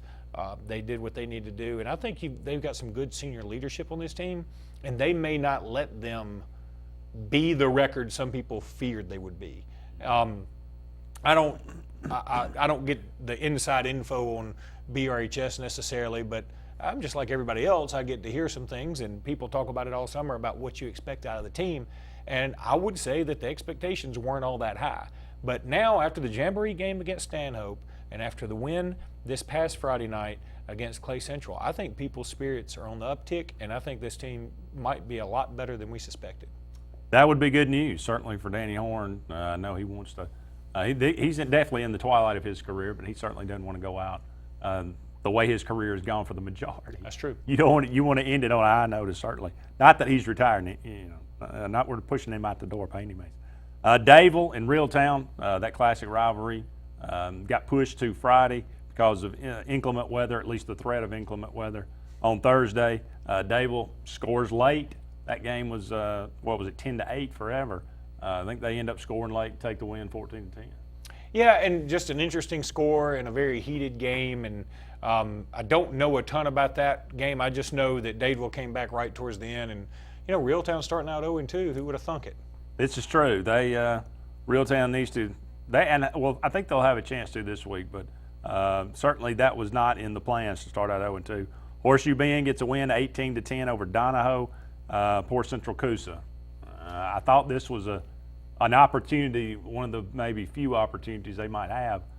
Fayetteville was not very good last year. They beat Fayetteville last year, but 30-6. It's not looking. You only got 20 players, plus or minus. You got a new coaching staff there. And look, I think this is sort of the Coosa County version of the Junction Boys. Mm-hmm. And so it may bode well for the future. I'm not sure what year a lot of these kids are, but here's kind of hoping they're younger and so that they can tough this out. And by the time they're seniors, that they're going to have a pretty salty bunch. But we'll see. I hate to see any high school be left with about 20 players on their roster. I don't like that at all. You get to the point to where saying it's just dangerous. Yeah. I mean, there's going both ways, but when you're going three ways. Well, there's going both ways also in different classifications. Right. If you're going both ways, maybe AISA or 1A, I mean, that's okay. As you move up those classifications, I mean, it's hard to be go both ways guys in 7A. It's hard to be a go both ways guys in 6A. I mean, the people do it, but it's very difficult, and they're usually a unique talent. Auburn defeats Opelika 17-13. That got to be a surprise, right? Even though 7A over 6A. I don't know if it's necessarily a surprise. Auburn was ranked, and Opelika certainly was ranked. And again, Randy said it best on the previous program that it's more good for Auburn than it is bad for Opelika. I think it's totally fine that Opelika drops this game. It really doesn't hurt them in the least. And I think the fact that they have done so well against Auburn in the last 4 years, I think they had won 3 in a row going into this game. Gene Chiswick's son had a big game. Callie. And he had 2 interceptions and really just a great performance. And Auburn's got some young kids on that team. I talked to the play-by-play voice of the Auburn Tigers today for Inside the HSA. They're going to be very tough here in the next couple of years, no doubt. Absolutely great. They're tough right now. Absolutely. I'll throw out some of these games, and if there's another game that you'd like to hit on, by all means. But Spanish Fort 8, Daphne 7. Do you know the story behind that? I do not. Okay, so Daphne and Spanish Fort, they have a rivalry. How long is it? It's not very long. Okay. Well, we got to go to break. But Spanish Fort broke away from Daphne, you know, and so I they have know a rivalry. They have a rivalry. Kenny King is coached Daphne now, and Daphne hadn't beaten them in a good while. And so Daphne goes up 7-0 midway through the first. Nobody scores until late in the second when there's a safety on a block punt by Spanish Fort, so they get a safety. Then on the kick, they bring it back and they kick I think a 50-yard field goal. So it's 5-7 at half. Daphne on top. As time runs out, Spanish Fort kicks another ball right through the uprights to win it because there were like 3 penalties on Daphne on their final drive. I mean, heartbreaking if you're a Daphne fan. That's the only way to say it. Crestfallen. Wow. Crestfallen. Well, we'll go ahead and take a break here, but we'll come back. We'll run down some more of these high school games that happen. We'll preview this upcoming week, talk about who is playing who. So don't go anywhere. We're just getting started on this edition of Sports Blitz Live. We'll be back with more presented by JR Sports Bar and Grill and Sunshine Heating and Air right after this.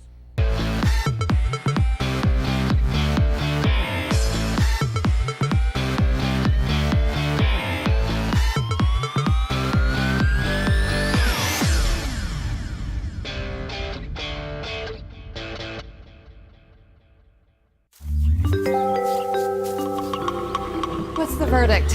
Can't fix your heat pump. Need a new one. Uh-oh. What are you thinking? I'm thinking Daikin. Call on Kevin Kill and Sunshine Heating and Air at 256-825-4849, Central Alabama's premier Daikin dealer. So what's he thinking? Oh, he's thinking Daikin. Daikin, one of the top selling in the world. Now I'm thinking Daikin. Daikin. Comfort for life. Find everything you need for the perfect outdoor living space at Russell Do-It Center, like the Fire Rock Outdoor Conventional Fireplace, smartly designed masonry systems that are easy to install and are less than half the cost of a scratch-built brick and mortar fireplace. Weber Grills, the best outdoor gas, electric, and charcoal grills, which always come pre-assembled. Yeti Coolers, premium coolers and accessories that are the ultimate in design, performance, and durability. Russell Do-It Center, experience and knowledge from the pros. Main Street Family Urgent Care. At Main Street Family Urgent Care, we want you to know one of the benefits of our clinic. We have a self-pay option that allows you to get the most out of your visit. That means you don't have to worry about receiving a large bill after your visit. $125 covers all in-house labs, stitches, x-rays, or injections, and we have a selection of antibiotics available in the clinic. We want you to feel better fast at Main Street Family Urgent Care, open 7 days a week in Alexander City across the street from Walmart. Feel better, feel better fast.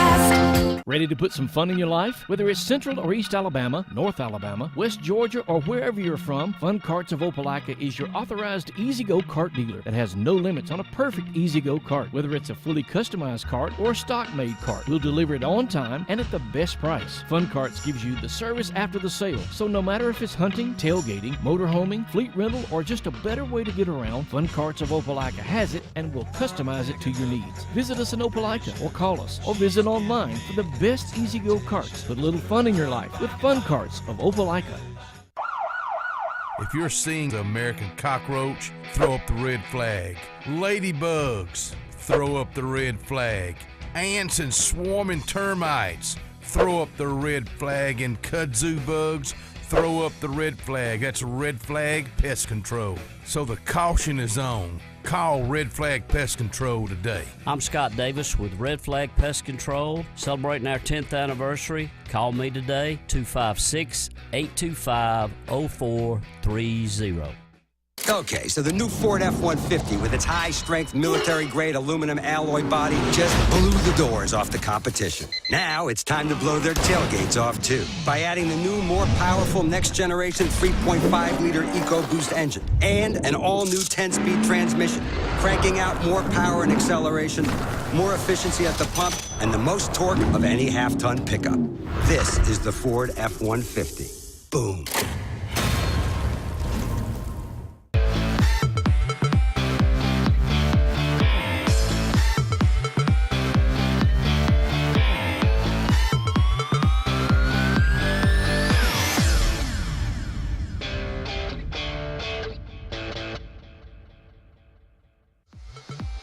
This segment of Sports Blitz is brought to you by Bice Motors in Alexander City. Brian and his crew offer the latest lines of Dodge, Chrysler, Jeep, and Ram vehicles, as well as the best used inventory around. Guaranteed lowest price. Bice. Welcome back, everyone. Sports Blitz Live on this rainy Tuesday afternoon night now. We'll be with you until 9 o'clock. Andy and Luke here bringing you everything going on in the world of sports. We're talking about high school games this past weekend. Spain Park, Muscle Shoals, I thought this would have been a better game. 40-7, Spain Park. Yeah, Spain Park is quarterbacked by Jay Barker's son. How about that? I want to say he had three touchdown passes. I'm not sure, but he's not going to be SEC level, but he's going to go play somewhere. And I think Spain Park's going to be pretty strong this year. Look, it's just 7A is going to be a lot more fun than I thought. Initially, I thought going into this season there'd be 4 teams that could win it. I'm thinking now you better throw Spain Park and Auburn into that mix, and that list may be growing. Pinson Valley beats Ramsey 35-14. Ramsey won it all last year. They did. They lost Benico Harley, who was their quarterback and the MVP, and he was awesome. And it's not the same Ramsey team from last year. They started out number 1, I think, just like a lot of teams in high school sometimes start out number 1 because of what they did last year. And it's very hard for the sports writers to know who left and who didn't. It's hard for a writer in Huntsville to have his finger on the pulse of what's going on in Mobile. And so sometimes you just get credit for the name. But Bo Nix is strong. I've watched him play against McAdory. I think he's a very, very strong quarterback. He reminded me of Jake Bentley. And I think that's a very good comparison. And I think that Bo Nix it'd be great. Whoever got Bo Nix, if he goes on to have a Jake Bentley type of career, that'd be a good thing. Beauregard goes down to Greenville 34-31. That may have been the shocker of the night. And it was at Beauregard. Right. I don't know exactly how many yards LaDamian Webb had. I was just so shocked that they lost. I mean, this is just strange. I mean, they ended up having to throw a Hail Mary to try and win at the end. It just didn't make sense. It didn't register. It more made sense. What we first heard on the scoreboard show was that Greenville threw a Hail Mary to win it. But it was the opposite, that Beauregard tried a Hail Mary and didn't get it. So kudos to Greenville, though. Absolutely. UMS Wright to beat goes on. They beat Charles Henderson 27-22. Yeah. You asked me, you told me, just talk about the ones I know about. Okay? Well, that's what I'm saying. I mean, tell me what you know about. I know UMS Wright's pretty strong. Hoover won big over Meridian, Mississippi. I think that was a big win for Hoover, certainly. I'm going to tell you the team that may be impressing me more than anybody, and that's Hewitt-Trussville. They are ridiculously good. They've got 5 or 6 guys on that team that are going to be D1 talents. And one of them already committed to Alabama, and Pierce Quick, and then Paul Tyson, who's the grandson of Bear Bryant. Everybody knows his story. And Daslin Worsham, who is the wide receiver, top prospect of the state for 2020. And then, of course, they got Miles Mason, who plays safety, played some running back in the Jamboree game at the Champions Challenge. And Randy and Brett raved about him. They raved about Paul Tyson, too, and they should have. I'd heard about Paul Tyson. He transferred over from Mountain Brook to go to Hewitt-Trussville. And I'd heard a lot of good things, but I mean, I just didn't think much of it. I thought it was a lot of talk because his great-grandfather was Paul Bear Bryant. Well, you watch his huddle tape. This guy can sling it. I mean, and he has got some targets to throw to, which makes every quarterback look a little bit better, but he can put it where it needs to be put for those Frisbee-catching dogs to go up and get it. Randy talked about him the other day. Talked about how, you know, watching him on film or watching him in person, it was he said that's a name to remember. He and Bo Nix and Talia Tungavailoa, to his brother at Thompson, that's a really strong threesome of quarterbacks that are all only juniors. Well, looking forward to next week. Pelham will be at Benjamin Russell. Pelham's 1-1. Benjamin Russell's going to handle them. Think so. Should anyway. Should, yeah. Dadeville goes on the road. Dadeville 2-0 to Munford. Munford lost week 1, 21-20 to Central Clay. So that should be a pretty interesting game. That's going to be a tough one. I think I picked Dadeville in the paper, but I mean that's kind of a toss-up. Don't tell them, but I think I picked Munford. Okay. Yeah. Lynette. You just told them. Okay. Oh, well, I forgot we were on. Lynette at Horseshoe Bend. Yeah, I think I'm going Lynette there. Yeah. Woodland at Reeltown. This is I think Reeltown's. Reeltown. It's time for Reeltown to get off the schneid. Yep. And this is the opponent they need. Central Coosa Open. Yeah. Still the underdog. Now that's that's pretty rough.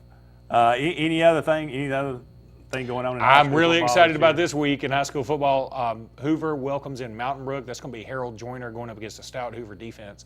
And then Auburn and Central Phoenix City play this week. That's going to be something to behold. Where is that one? That's at Auburn. Okay. And I had been looking forward to, I was really thinking about, the scoreboard show starts at 9:30. I like to get here generally 8:45 and start getting into scores. I mean, I'm already doing it at home, but get to the station about that time.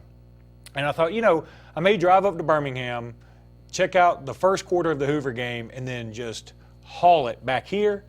And then I found out about this Auburn-Phoenix City game, and I'm like, it'd be a lot easier to go to Auburn, check out them playing Phoenix City, and then get back. A half. Yeah. So, I mean, I could watch a whole half and see Justin Ross and see some of these other kids that are playing for Auburn. They've got some really talented juniors. So, yeah, that's what I'm planning on doing.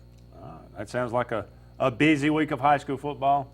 You guys, Friday night, beginning at 9 o'clock. Scoreboard show. And, I like the way you're bouncing around during that first hour. Yep. That's just for us locals, right? It is. That doesn't go out across statewide on radio stations, or does it? I don't think that does go out statewide. I think we're not statewide until 10 o'clock, actually. Okay. So y'all start at 10 o'clock, and it's a tremendous. If you want to know what happened that night, you put a lot of information into it.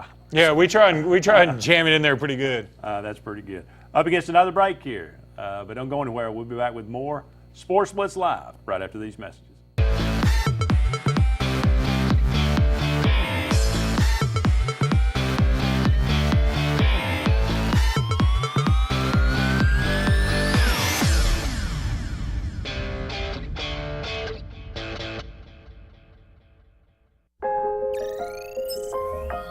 The Lennox iComfort S30 thermostat can sense changes in your environment.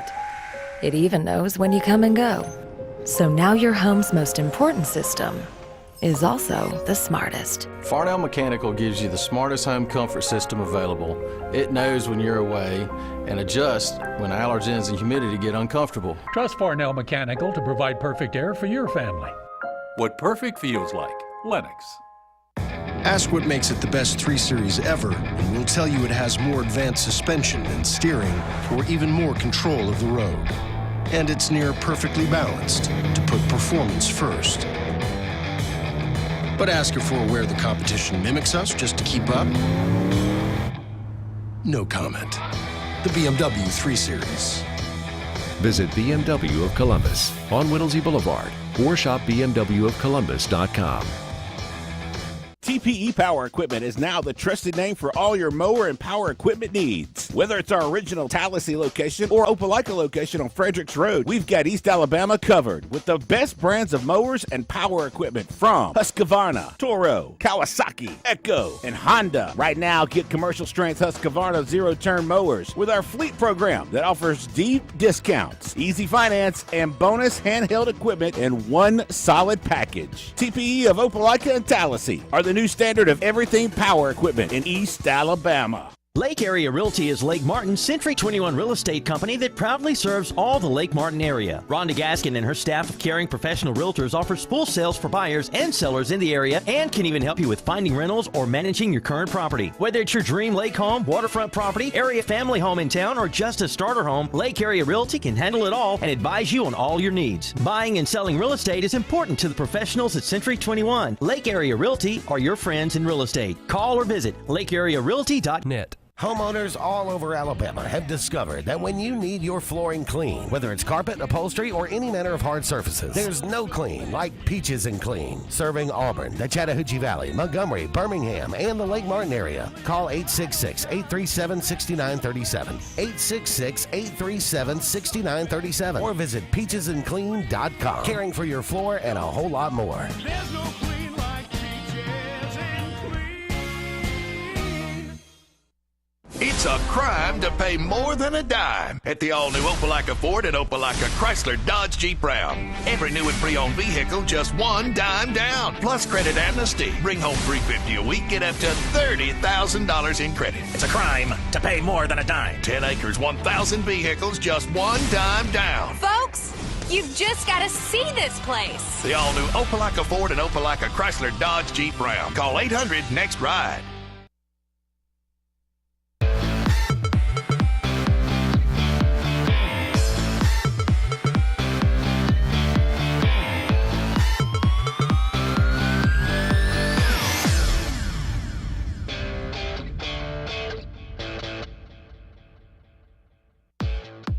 This segment of Sports Blitz is brought to you by Advanced Heating and Air, your authorized East Central Alabama train dealer. Call Advanced Heating and Air. You'll be glad you did.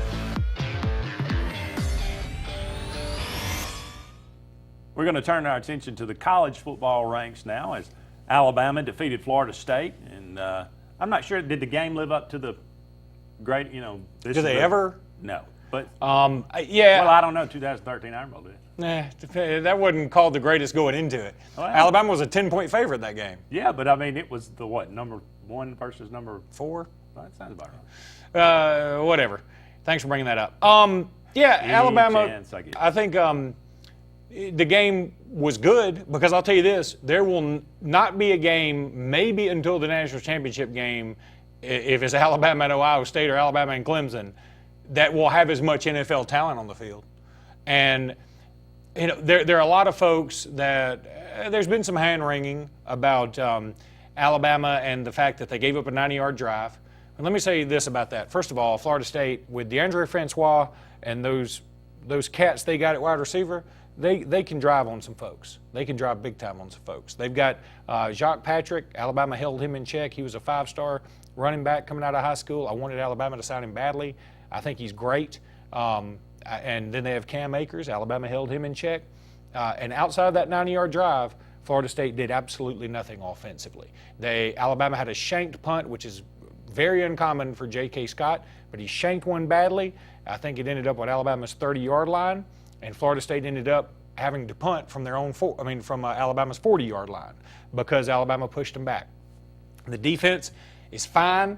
I think it's actually better than fine. Now, we're going to find out some things here about some of the backups because you lose Terrell Lewis, you lose Christian Miller for the year, and that's a shame because those two guys were going to be key cogs in the wheel, but you just got to have some of these talented guys come in. You know, all the people who say, oh, Alabama shouldn't sign all these 5 stars, this is why. When people get hurt, you got to be next man up and you got to be ready to rock.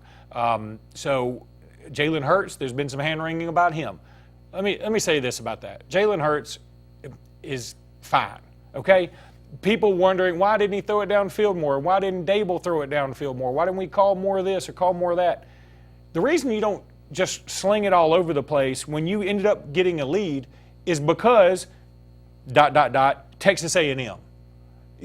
Texas A&M kept passing because it's in their DNA. They don't know how to keep a lead. That's one of the bigger things that separates Alabama from a Texas A&M. Texas A&M, it's in their blood. So a lot of these fast teams, these up-tempo teams, they don't know how to run the clock. Texas A&M had no idea what to do with a lead that size. Nothing. If Alabama had a lead that size, the only thing that lead would do is grow, because they would frustrate the other team. They would run Bo Scarborough until he collapsed, and then run Damian Harris until he collapsed, and then whoever's next. And that's the difference. Alabama and Nick Saban knew that the only way Florida State's getting back in this game is if there's a pick six or a scoop and score. That's the only way Florida State was getting back in it. And so, yeah, it leads to some boring fourth quarters sometimes. I have no problem saying that. At the same time, in the end, give me the W over the loss. That was incredibly exciting. Any concern about the offense right now? A 96-yard pass and 3 for 16 on third down? Not really. I mean, I think, yeah, there's going to have to be some breakout kids here shortly. But people are going to forget. This is going to be the shame of this game. Now that Francois out, people are going to forget how good Florida State is, because Florida State's going to have a rocky road, right? I mean, they got a true freshman coming in at quarterback, and not every true freshman is going to be Jalen Hurts. He's going to have his bump. He's going to take his lumps. They got Miami in a couple of weeks. That's probably going to be a loss. They got Clemson. That's probably going to be a loss. 9-3, 8-4 looks about what Florida State's going to be, and everybody's going to say, that win Alabama had wasn't so good. Forgetting completely that Alabama played DeAndre Francois the whole time, and he's an NFL caliber talent. And far and away, this is the best defense Alabama will face. They have got dudes all over that place. So I think Alabama played the best defense they're going to play. They didn't look great offensively and came away with a 17-point win. What else can I ask for? Florida State fumbling kickoff. That didn't help. That did not, no. But again, it's a little ironic, because Alabama gets killed for their place kicking, and they should. Alabama hadn't had good place kicking. Everywhere else on special teams, Alabama's been fabulous. You think about Kenyon Drake returning a kickoff against Clemson. They've blocked one punt against Florida. No, I think they blocked punts against Florida 2 years in a row in the SEC championship game. They stopped a fake punt against Florida. I mean, in big moments, the Alabama special teams outside of the kicking unit steps up. J.K. Scott is usually incredibly dependable. And the defense. Alabama wins with defense and solid special teams outside of kicking and running the ball. And one aspect wasn't necessarily there Saturday, and they still won by 17. I didn't get to see much of the game, but I mean, I talked to a friend of mine, and a lot of people are, like you said, I mean, here's some people. I mean, I say a lot of people. You got some fans that say, the offense didn't look explosive all or whatever, but it didn't. 60 plays. That's a big. I mean, the fact that Alabama didn't push the tempo, and they controlled the pace of the game. And if you just by nothing else, if Alabama doesn't allow their opponent to run but about 60 plays with their defense, it's trouble. It's almost. I mean, how are you going to beat them? And so I'm really worried about the roof collapsing right now. I know y'all can hear that. That's rain outside. But let me say this too, that Alabama at first wasn't getting to DeAndre Francois, and he was throwing the ball all over the place. He was throwing darts. He was on fire. And that's fine. But they weren't getting to him for a sack, but they were getting to him right as he released it. And by the end of the game, that played a huge factor in the fact that he threw 2 picks, that now his passes were errant. They weren't the same, because he was expecting to get hammered play after play after play, and that played a big part. And now, for all the people worried about Alabama and their lack of explosiveness, here's Alabama's upcoming schedule. They've got Fresno State this week. They're a 43-point favorite. They've got Colorado State the next week. They will be a 30-something point favorite. They've got Vanderbilt after that. Vandy's not bad. SEC Network rated Vandy's defense the 4th best defense in the conference. So that'll be a mild challenge, but more of a nuisance. To mean something? Yeah, more of a nuisance than a challenge. And then they play Ole Miss, who gave up 27 to South Alabama. And then they play Texas A&M, who we see Texas A&M, and then they play Arkansas and Tennessee. I feel pretty good about whatever Alabama needs to do to get explosive, they'll do it, because the meat of Alabama's schedule is after the open date. They got LSU at home, at Mississippi State, Mercer, and then at Auburn, and then assuming the SEC championship game, playoff game, and national championship game, that's a strong ending. But so you've got, 6, 7 games to get guys ready for the meat of the schedule on the backside. No doubt about it. John Deion Hamilton leads them in tackles. Wins SEC Defensive Player of the Week. Absolutely. Anything else you want to put a bow on that game? Yeah, look, again, I have no problem saying this was not the most fun game to watch. But it was fun if you are an NFL general manager. Because you're looking out there going, I want to draft him, And Raekwon Davis, how many people get shot 3 days before a game and go out and make a sack? Not many. That's tough. That deer antler spray is something else. I'm telling you, I need to get some of that. We'll go ahead and take another break. We'll be back with more Sports Blitz Live presented by JR's Sports Bar and Grill and Sunshine Heating and Air right after this.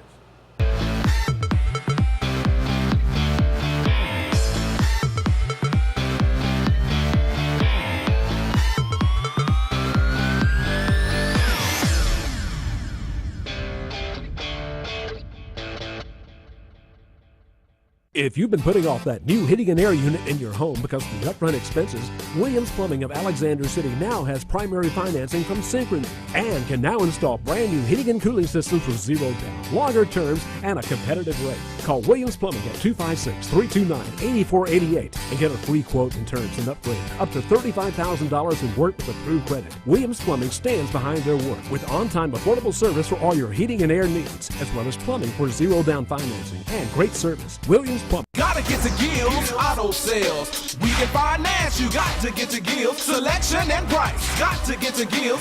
Gotta get to Gills. Cars that fit your budget. Service that no one around can beat. Stop by today and test drive the vehicle of your dreams. Gotta get to Gills Auto Sales. We can finance you. Gotta get to Gills. Selection and price. Gotta get to Gills. Gotta get to Gills.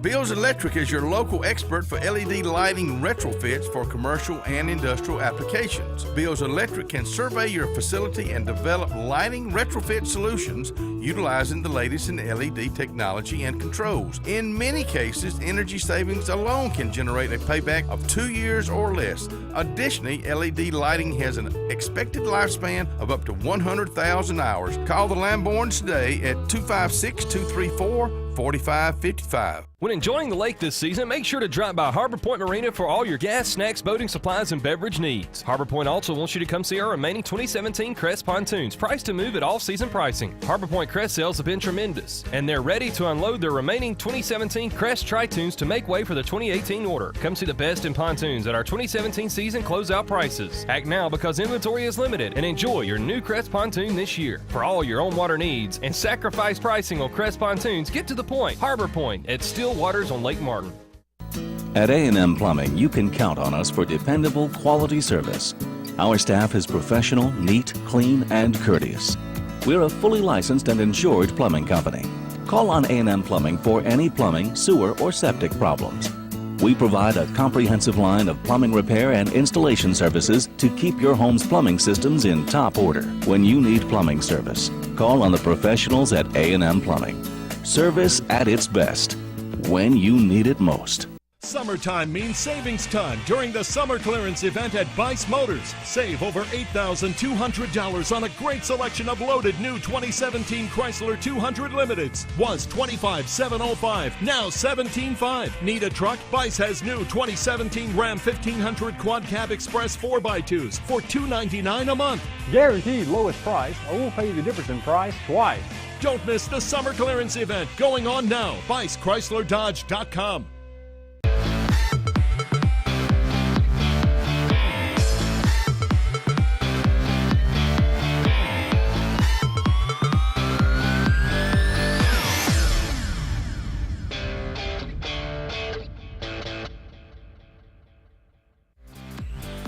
This segment of Sports Blitz is brought to you by Dark Insurance, offering insurance for all your personal needs, including auto, boat, homeowners, and disability. Don't be in the dark. Call Dark Insurance at 256-234-5026.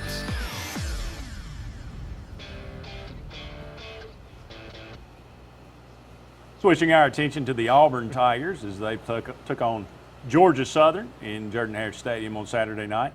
I was there, 41-7, the final there. A mixed bag, as I wrote about, as you'll find out tomorrow if you read the Outlook. But, you know, a lot of good, a lot of bad, some in between. Still some questions that need to be answered. The offense looked eerily similar to last year. You know, overall, it looked like a Malzahn offense. I think I looked it up. 34 first down possessions, 34 first downs that they ran a play. 28 runs. Maybe they're just holding back. I don't want to Maybe listen. They're holding back. I don't want to say I told you so, but for anybody who thought Malzahn's going to have this massive change, why? Why would you think that? Because you don't want to get fired. He can't do it. It's like Texas A&M and Sumlin in his DNA to snap the ball with 20 seconds on the play clock when you have a huge lead, and the only way the team can come back is if you snap the ball with 20 seconds on the play clock. Malzahn can't give up the reins because he doesn't know another way to do it. We got Randy on. Couple of phone calls. Let's go to one and see what happens. Caller, you're on the air. Go ahead. This Rick. I was just trying to figure out what the score was. The score was for what? For Clay Spencer, Ben Russell. 28-14. 28-14, Benjamin Russell won. Is that all? Yeah. He's going through a tunnel. I think you're going through a tunnel, bud. Okay.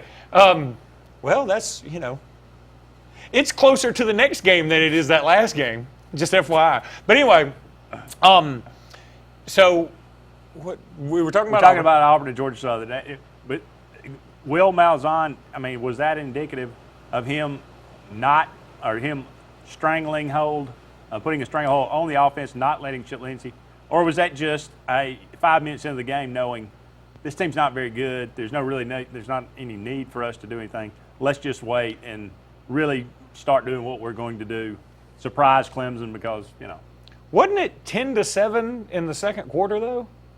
I mean, I'm just saying, if all that hold back stuff is true, and I don't think that's going to be true. If I had Jarrett Stidham, now this may just be a different philosophy.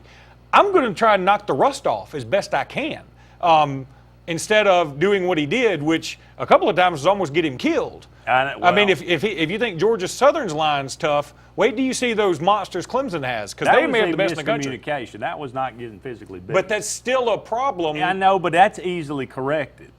Okay. I'm just telling you, I've lived through some bad offensive lines with Alabama, and everybody's talked about Auburn's potential at line. Let's go to the phone line. Go ahead, caller, you're on there. It's Randy. Hey, Randy. Glad to be on. What topic are we on right now? We're on your Auburn Tigers, and so we're talking right now about, did Gus Malzahn just hold back to unleash the hounds on Clemson? I don't know if I would go that far, Luke. I'm not going to jump into. I think you're bringing me into a Bama-esque conversation right here. But I think that did hold back a lot. Now, how much more is there out there to be seen of Jarrett Stidham and this receiving core? Auburn fans are hoping a lot more. But nonetheless, I'm thrilled to death of what we saw on the defensive side of the ball. I don't care if it's Georgia Southern or who it is. Auburn's defense the last couple of years has taken a drastic move towards a positive direction there, and so I don't know how anybody would leave out of that game without thinking that. So I feel much better as long as we can get a pass rush up front against this Clemson team on Saturday that we got as good a chance as anyone of going over there and bringing home a victory, because I think the upside's pretty high for this Auburn team. Yeah, Randy, Auburn has played teams as bad or worse than Georgia Southern throughout, probably in the last 20 years. I don't remember us giving up 78 total yards. I mean, when the starters got pulled, they had 19 total yards about halfway or three-quarters way through the third quarter. Let's be frank, Georgia Southern is not good. They're not good at all. They may win 2 games. They may win 5 games. I'm not sure. But they're just not that good. Nevertheless, holding a team to 19 yards is that's a day's worth of work. So I'm with you. It's night and day difference. I thought the linebackers just played, they are so much more active now. The front seven in general is so much, you can just see production, whereas last 3 or 4 years, safeties were leading Auburn in tackles.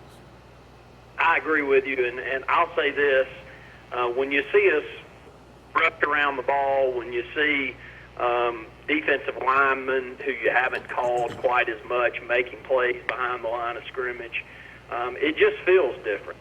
And look, outside of the Alabama game last year, this defense kept us in all of them. I mean, Alabama was just a far superior team to Auburn last year. I don't care where that game played. Let's just call a spade, and that's what it was. But you go over to Georgia, and we just completely are inept offensively, or else we come out of there with a victory because they do next to nothing. We don't give up a touchdown. From the offensive side, with a defensive touchdown for them, they probably don't escape with a win there. So you can't say enough good things as an Auburn fan. Now, look, you can be a Bama fan, and you've been completely spoiled to death over the last decade, and you can look at these numbers and go, well, that's kind of what we're used to. But as an Auburn fan over the last decade, it's not what we're used to. And we can see a move towards a positive defense, and I feel good about that. Now, offensively, again, like I said in the opening segment, I think Jarrett Stidham's top end, his ceiling's high. My eye test tells me he can spin it pretty good, throws it around. He's got all of the variables that you're looking for. Does that mean Auburn's going to go over to Clemson and score 35 points and Cam Newton win a ball game like we did? We just outscored everyone? No, I don't believe that, but I'm not sure that we have to anymore. Hopefully we can get a pass rush, and if we can get a pass rush on a young quarterback at Clemson, I just like our chances. Now, would I pick us? I don't know. I mean, maybe we've got a little less than 50% chance of going over there and bringing home a win, but there's a good chance, and I left out of Saturday feeling pretty good about it.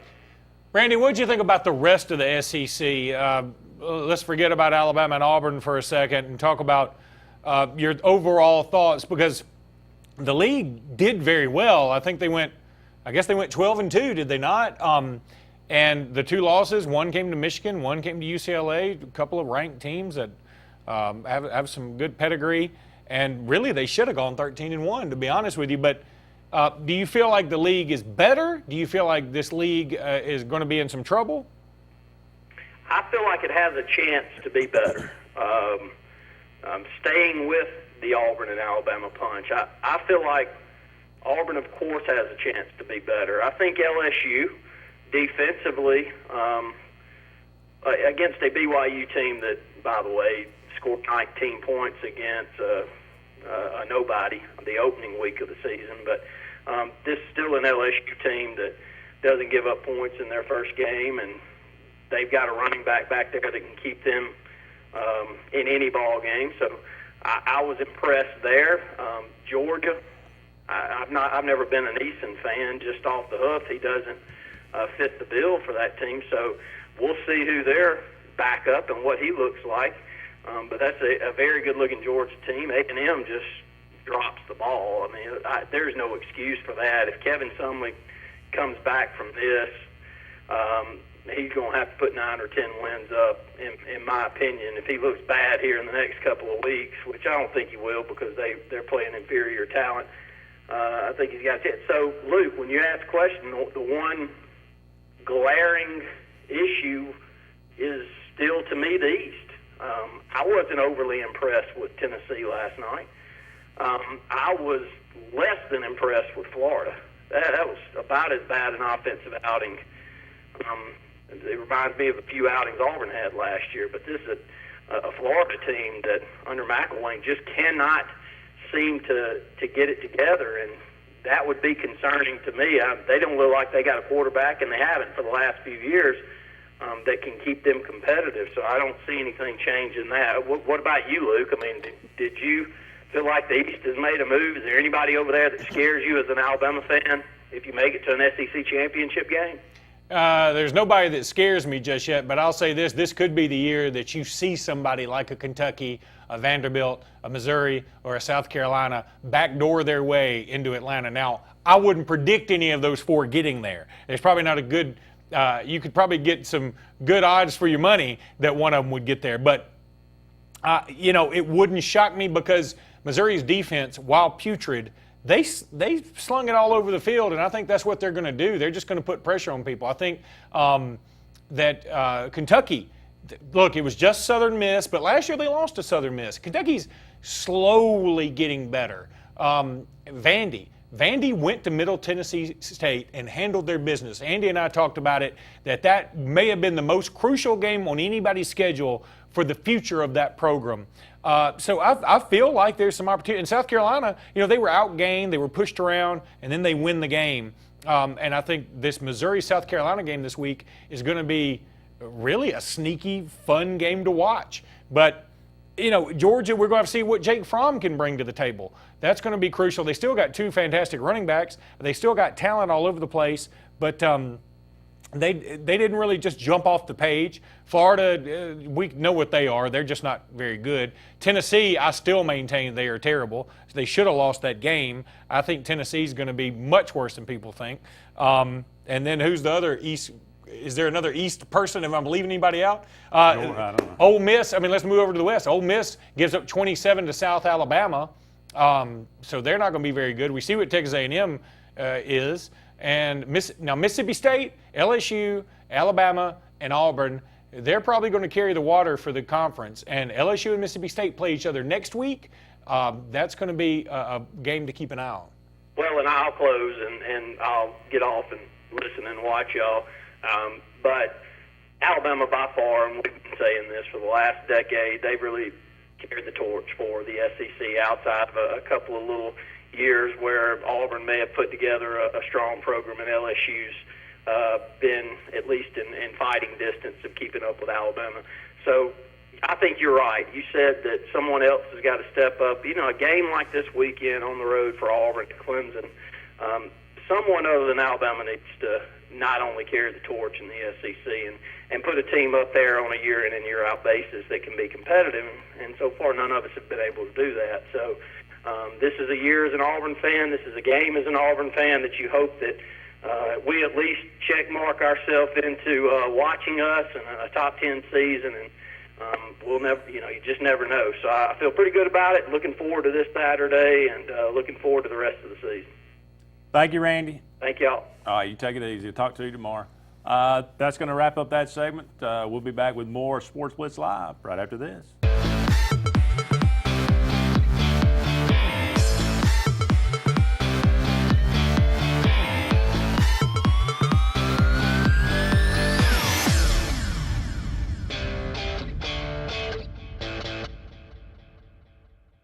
Why buy your next car from Lynch Nissan of Auburn?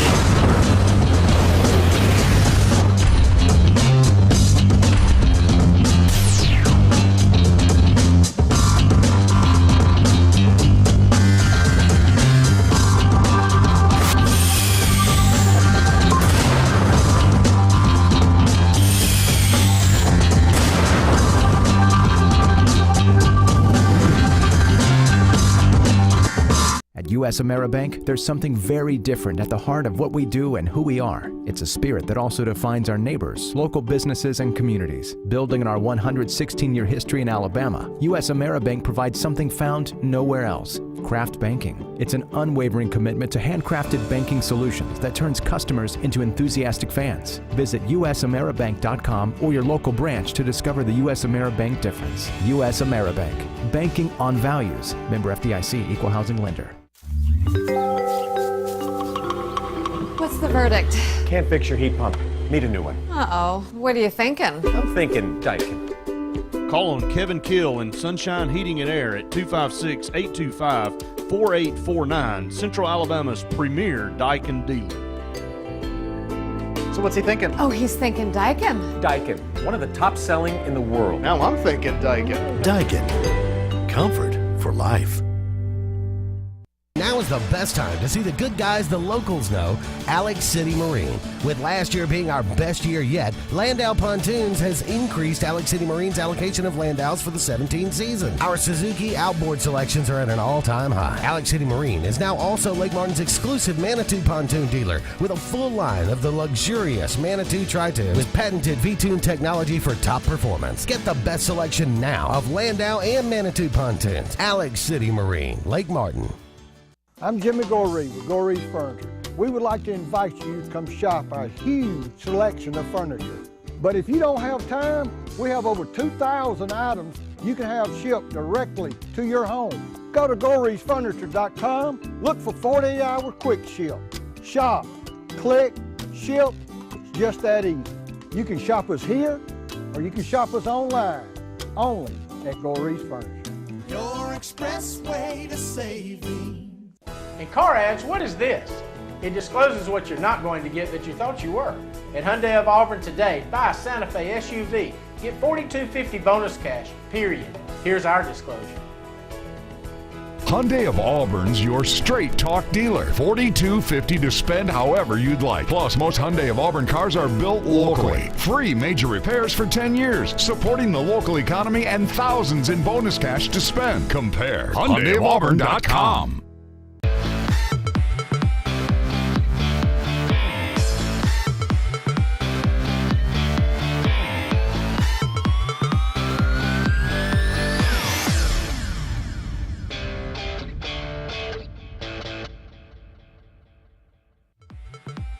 This segment of Sports Blitz is brought to you by Satterfield on Highway 280 in Alex City.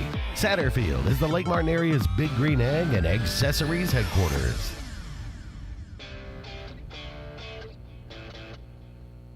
Welcome back, everyone. It's time for the Sports Blitz Players of the Week, and I'll let Luke begin. Let's start with the Sign Source Lake Martin Player of the Week, and that's David Heron from Benjamin Russell High School. While only totaling yards against a stingy Clay Central defense, I'm guessing they left out the number of yards he's totaling because I don't see it. Heron found the end zone 3 times, including the game clincher in a 28-14 victory over the Volunteers. The LMG River Region Player of the Week is Christopher Ware from Robert E. Lee. The standout defensive back led a swarming defense en route to a 28-17 upset of Park Crossing. He led the team with 10 tackles and an interception on the night. The Russell Building Supply and Russell Do-It Center AHSA Radio Network Player of the Week is Jace Fisher from St. Clair County. Fisher was 12 of 26 passing for 280 yards and 5 touchdowns, and also rushed 15 times for another 103 yards and a 6th touchdown as the Saints came from behind to beat Lincoln 52-49. The Lee Apparel East Alabama Player of the Week is Nolan Earl from Beulah High School. He passed for 209 yards and 2 touchdowns and rushed for 79 yards as the Bobcats beat Spring Garden 35-6. The Interlink Mortgage Services Lee County Player of the Week is Eric Schuster from Lee Scott. Schuster ran for 142 yards with 4 touchdowns, coming on runs of 4, 8, 14, and 10 yards in the team's 39-17 win against Calvary, Georgia. Schuster also added a 40-yard passing touchdown in the win. The Talladega County Player of the Week, presented by Concrete, is Darian Cook from Fayetteville. He gashed Central Coosa's defense for 148 yards and 3 touchdowns as the Wolves cruised to a 30-6 victory. The Lyman Ward Military Academy AISA Player of the Week is C.J. Lyons from Chambers County. Lyons rushed for 213 yards and 4 touchdowns on 14 carries in the Rebels' 44-19 win against Lakeside. Lyons averaged 15.2 yards a carry and added 3 tackles and an interception on defense. And that will wrap up the Sports Blitz Players of the Week. Congratulations to one and all. When we come back, hopefully we'll be joined by Don Munson, the voice of the Clemson Tigers. Don't go away. We'll be right back with more right after this.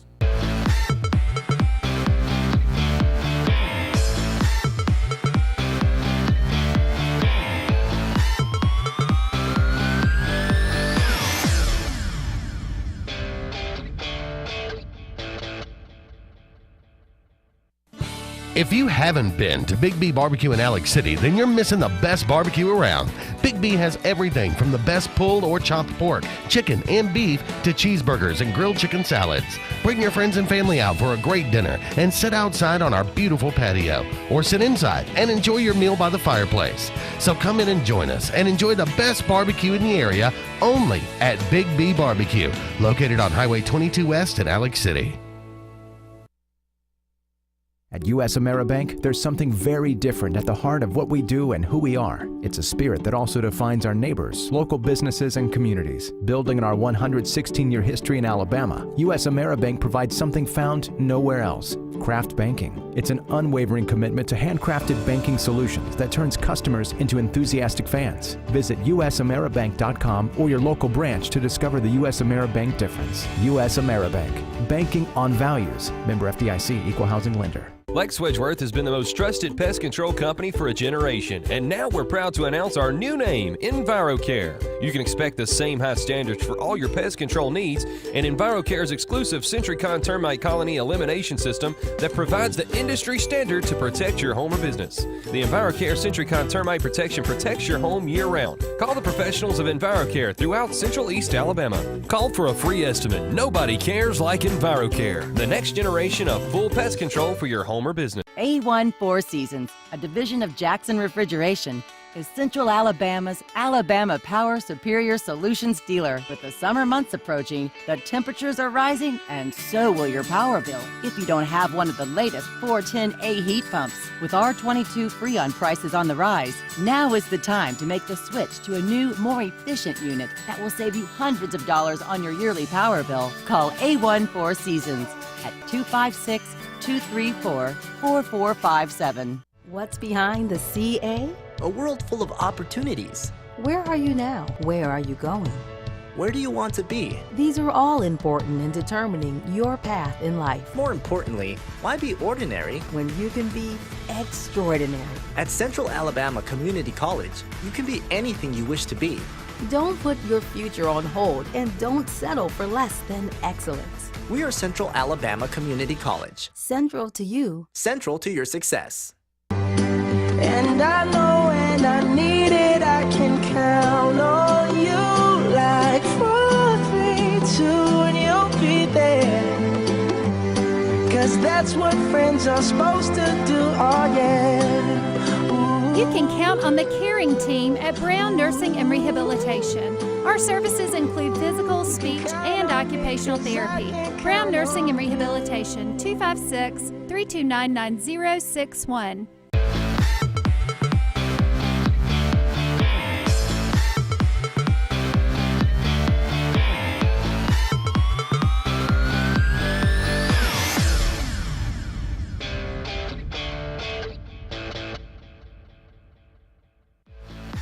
This segment of Sports Blitz is brought to you by Alex City Marine, the Lake Martin area's premier new and used boat and motor dealership. Find out more at alexcitymarine.com.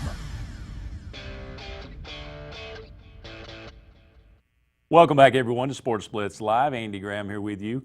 With the upcoming matchup between Clemson and Auburn, number 12 versus number 5, much anticipated. We're going to go to the phone line and welcome in a very special guest, Mr. Don Munson, Director of Broadcasting with Clemson University and the play-by-play man for the Clemson Tigers. Don, really appreciate you joining us this evening. No problem. Always glad to be with you. Thank you so much. Well, let's start with a little background. Talk a little bit about how you got into broadcasting maybe and what the road was that led you to be broadcasting the Clemson Tigers. Well, I'm a 1984 graduate of Appalachian State University in Boone, North Carolina, and got involved in broadcasting during my student days there at the student radio station, and was fortunate enough to be the play-by-play voice at Appalachian State starting in the winter of 1984, and worked there all the way through the 91 season.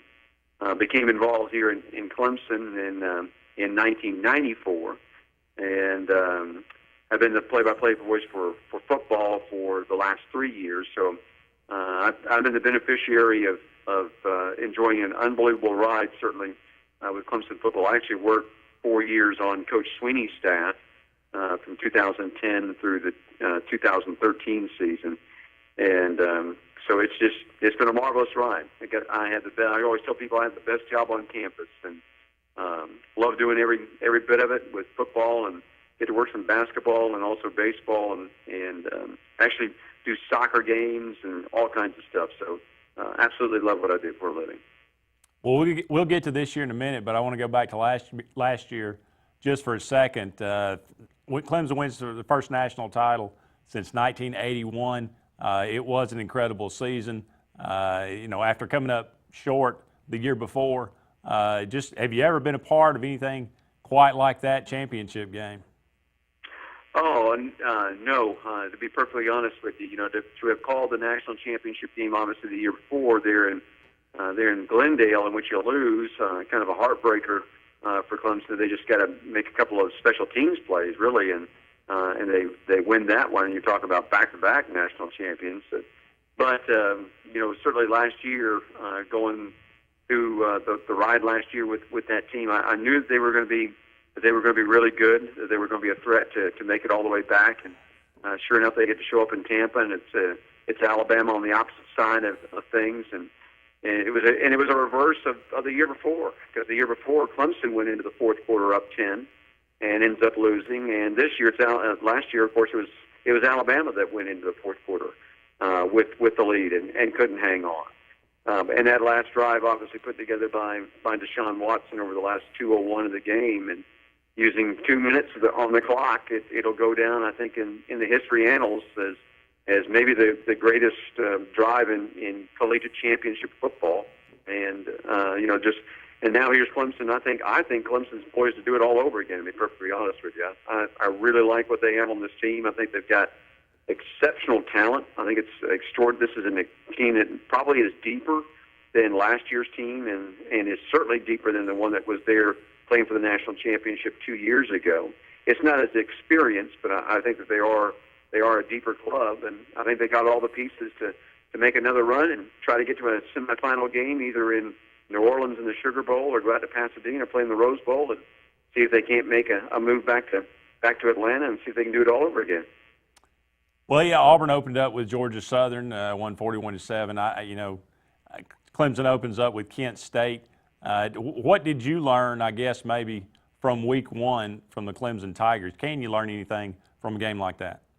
Oh, yeah, I think you can learn a ton from a game like that. It was, I think that all the fans coming into the stadium, when you lose 78% of your offense from the year before, obviously there's a lot of question marks. I kept trying to tell, all my buddies that Kelly Bryant was going to be a guy at quarterback that was going to be able to get the job done for Clemson. I think that he absolutely showed that. He sets a opening day record for total yards as a Clemson quarterback, breaking the record that Taj Boyd had just set back in 2013. Then you just take a look. They didn't. I think that Kent State came in and they weren't going to throw the football, which I think kind of surprised us all. They only attempted, I think, 5 passes the entire day and completed 1 for 1 yard.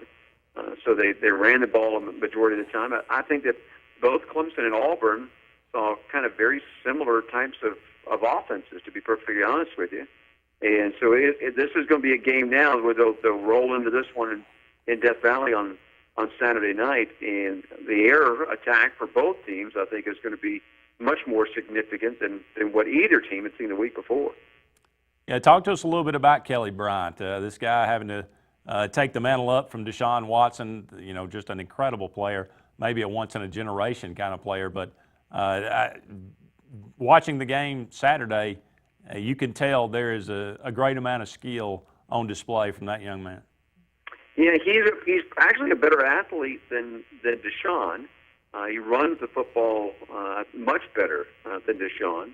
He can throw the ball, really, really well. I kind of compare him a little bit to, he's a bigger, stronger Braxton Miller is what I compare him to, but he can throw the ball better than Braxton Miller could when he was directing that offensive attack at Ohio State. And I just think the world of the young man. he for 2 years, sat there in the same room with Deshaun Watson, and he'll tell you that he kind of soaked it all up, learned from Deshaun.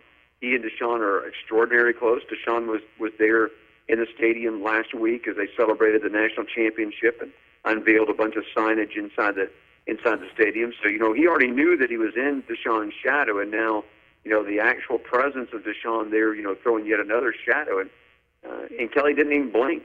I mean, just never blinked.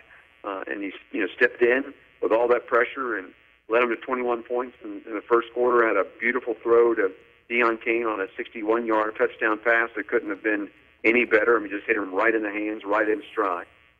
So I think that Kelly he's playing with a tremendous amount of confidence, and anytime that you get players playing with confidence, and usually good things happen. I think the thing to watch for maybe this weekend as we head into this game with Auburn is he didn't have any moment of getting tested at all in the Kent State game. He's going to face some adversity, obviously, against Auburn, and how does he respond to that adversity? Knowing the makeup of the kid, I think he's going to respond pretty well. And I really do think that it's going to be one of those things where you see an improvement going from game 1 to game 2 at quarterback for Clemson. Well, there's no question Ben Boulware was the leader of that defense last year. Who takes over that mantle this year? Well, I think it's probably Christian Wilkins that takes over that mantle, because he's Ben was one of these guys where he wasn't afraid to say things, would get in the face of people, and Christian has kind of taken those reins. And it hasn't been just Christian. That defensive front four that Clemson will put on the field as a starting unit may be the best in all of college football. But it's been Christian and Dexter Lawrence, both inside the big sophomore defensive tackle. Dexter has been much more vocal. And then at defensive end, Cleveland Furl, I think it's kind of he and Christian's defense right now. There's another guy at linebacker, Kendall Joseph, who was the starting middle linebacker last year for Clemson. They've actually moved him out to that weak side linebacker position where Ben was playing last year. And Kendall's done a marvelous job also with this defensive unit. Then one thing that is not lacking about this Clemson team is the sense of leadership, and they've got great leadership, and I think that's all part of the culture that Coach Sweeney has built here at Clemson. Well, one final question, I'll let you go. When you look at Auburn, the matchups, where do you think Clemson might have the biggest advantage, and what are your biggest concerns? Well, I think that when you look at Auburn, I think that really the first thing that when you look at them is that you got to worry about that running game. It may be the most talented group of running backs that Clemson will see the entire year. And of course, Petway will be back, so you didn't even get to see him in last week. So he's going to be chomping at the bit to get things going. And then with the addition of Stidham at quarterback, Stidham can pick him up and put him down when he has to, and obviously he can throw the ball. Very, very well. So that he'll be able to get it to some really good playmakers at wide receivers. So you take a look at that offense, and you know that they're going to have to put some points on the board. One thing that Brent Venables, though, the defensive coordinator at Clemson, has been very good at doing in games just like this is taking offenses and making them one-dimensional. So I think the biggest concern is probably can they take away Auburn's running game and force them to throw the football. So that'll be a little bit of a matchup from that standpoint. And then I think the biggest concern is just to see how this group, because this group is very talented, but like I said, they're lacking in experience a little bit, is how are they going to handle this big moment? And the beauty of it is that a lot of the juniors and sophomores on this year's team, they've been guys that have played a lot of football already in 2 national championship atmospheres, so I think they know how to handle the limelight. So those are some of the things that, just as I kind of putting together my thoughts and notes and stuff, getting ready for the broadcast on Saturday, some of the things that I'm really kind of focusing on and looking at. That is Don Munson, the voice or the play-by-play man for the Clemson Tigers. Thank you so much for joining us. Wish you guys the best of luck. Thank you so much. Appreciate you having me on, and hope those of you maybe that be coming up from Alabama to the game to follow Auburn have a great time in Clemson. We'll show you great hospitality. Hope you have have a good time and enjoy the game. Thank you so much. Up against the break here. Don't go anywhere. We'll be back with more Sports Blitz Live right after this.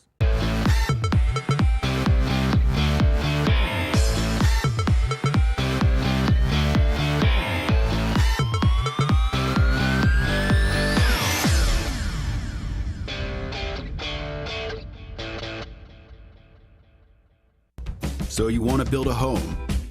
Build the home you want with America's Home Place. Choose from over 150 floor plans, then personalize. Tile backsplash with granite countertops? Done. A spacious bathroom you've always dreamed of? You got it. Choose every detail, floors, cabinets, even the paint color. How about electric lime? Can't decide? Relax. At America's Home Place, we take care of it all. It's your home. Own it. America's Home Place. Now is the best time to see the good guys the locals know, Alex City Marine. With last year being our best year yet, Landau Pontoons has increased Alex City Marine's allocation of Landaus for the 17 season. Our Suzuki outboard selections are at an all-time high. Alex City Marine is now also Lake Martin's exclusive Manitou pontoon dealer with a full line of the luxurious Manitou Tri-Tune with patented V-Tune technology for top performance. Get the best selection now of Landau and Manitou pontoons. Alex City Marine, Lake Martin. Whether it's a dream house or corporate real estate, Concrete has the skill, expertise, and talent to exceed your expectations. Trust Concrete to build a foundation for your future. Our work ethic and dedication are always in keeping the competition on their toes. We specialize in residential and commercial development in the Coosa, Talladega, and Shelby County areas. Call us today for your next project, 256-245-4211, or check us out on the web at con-crete.com.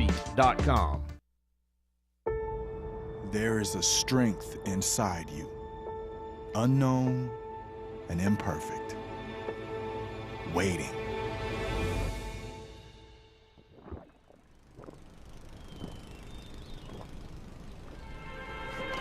And when you think you have nothing left to give, when each obstacle in your path is more formidable than the last, that's when you'll find it. And with that strength, your greatness will have no limits. Summertime means savings time during the summer clearance event at Bice Motors. Save over $8,200 on a great selection of loaded new 2017 Chrysler 200 Limiteds. Was $25,705, now $17,500. Need a truck? Bice has new 2017 Ram 1500 Quad Cab Express 4x2s for $299 a month. Guaranteed lowest price, or we'll pay you the difference in price twice. Don't miss the summer clearance event going on now. BiceChryslerDodge.com. Hi, this is Quinn Harrelson with Interlink Mortgage in Auburn, Alabama. There are 1,000 different questions people ask me every day about mortgage loans. They ask about buying investment homes, primary homes, and even second homes at the lake or the beach.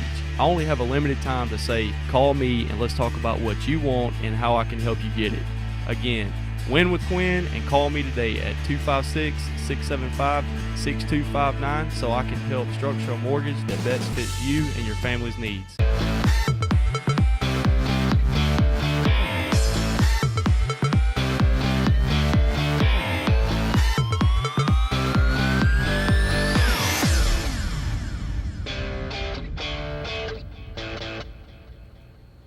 Welcome back, everyone, to Sports Blitz Live. I want to thank Don Munson for joining us in the previous segment. The play-by-play doesn't like to call himself the voice of Clemson. A guy by the name of Jim Phillips was there for like 36 years. He passed away in 2003, so he's the voice. He considers him the voice. So, you know. Okay. Anyway. But he's been doing this for 14 years? He's only been the play-by-play man for Clemson for like 3. Oh, okay. Yeah. Still the voice. That's why, you know. But it's like, you know, Jim Fife will always be the voice of the Tigers. Oh, come on. No, it's Rod Bramlett now. Y'all got him. We got him. All right. Well, let's look around the SEC. We'll start wherever you want to start, but Michigan and Florida, that was a game that was highly anticipated out at AT&T Stadium. Florida thought they, had, I guess, the way it was portrayed, or at least the way you thought it was going down, was, is it going to be Felipe Franks? Is it going to be Malik Zaire? We can't go wrong. It's going to one of these guys. It's the best of two great situations. No. I think they can't go wronger. Whichever one you went with was going to be a problem. I thought Zaire Felipe was Franks so was supposed bad. to be good. though. Really good. Franks is supposed to be good. But, I mean, he is a redshirt freshman. I mean, let's give him a little bit of time. Okay. I'm not going to throw in the towel on him Well, yet. I'm not saying scrap his career. And he also was without his top weapon with Antonio Callaway. Okay. I'm not a Florida apologist, okay? But I think that they did have 10 people down. Now, they were suspended because of credit card fraud of some description, but and that's their fault. But I'm just saying, it's hard for me to throw Felipe Franks under the bus because a lot of his weapons and teammates were missing. I mean, you got 85 scholarship players, and 10 of them are gone. That's a big number. But look. Well, how much of it would you say, hey, Michigan's pretty good? I don't think Michigan's. I still am not a huge believer in Michigan right now. They caught Florida at a good time. I mean, honestly, I think if they had played a few teams from the SEC, I mean, take Alabama out of it, I think Alabama would beat them. I think if they had played LSU and the way LSU's looking right now with their defense, BYU didn't get into LSU territory the whole night. BYU. I know BYU's not very good. Portland State. Okay, BYU is not very good, but neither is Florida. So you see what I'm saying? I mean, there's the correlation. I think Florida and Tennessee is going to be a good game. I think it's going to be oh my gosh. If without 2 pick sixes, they got beat 50-0. I don't know about 50 to 3. I mean, we got bludgeoned. Hey, look, when it was 17-10, I did feel like, okay, if Florida can just put something together offensively, and that just didn't ever come to fruition. They had 11 rushing yards. And that's brutal. 11. And now they were without their top runner, but I could go out there and get more than 11. I'm just saying, look, it's bad. I mean, I don't know what to tell you. I think it's bad. I mean, but Florida still could win the East. The East is still completely up for grabs. It certainly is. I mean, there's nobody that I saw in the East. Tennessee's the favorite. There's nobody I saw in the East that says, I can't win this division. I saw some teams in the West that cannot win that division. Texas A&M will not win this division. Mississippi, Ole Miss will not win this division. Arkansas will not win this division. No. There are 4 teams, though, that, some things have to happen for Mississippi State, but they can do it. Texas A&M and UCLA. Where do we begin? Well, 44-10, 2 minutes to play in the third quarter. Let me tell you where you begin. Well, you begin with Travion Williams, who looked awesome, by the way. I mean, he had over 200 yards rushing. Taking a pimp cane and strutting down the sidelines. You saw this, right? I missed that one. Okay. Texas, you know how Alabama has their belt, like you get a turnover. Tennessee's got their trash can, which is the dumbest thing I have ever seen. But Texas A&M somehow, some way got a pimp cane, a cane that a pimp would use on the sidelines. And when Travion Williams scored on his 60-yard rush, they gave it to him, and he started doing his pimp walk on the sidelines. I should have known then, stay up and watch the end of this, because karma won't forget that. Like, that was, karma put that down like pimp cane. It's so stupid. Texas A&M has no idea how to play with a lead. They have no idea how to finish a big game. But again, but the thing is, I mean, what makes this so bad? I mean, blowing a 34-point lead is just that's almost beyond words about how bad that is. In a quarter in 2 minutes. But here's what makes it exponentially worse to me. They didn't turn the ball over. That is true. A single time. And they were running the ball down UCLA's throat. I mean, you could say, and somebody might, Nick Starkel got hurt. Then why were you passing? He had 62 yards passing. It makes me mad. He didn't try.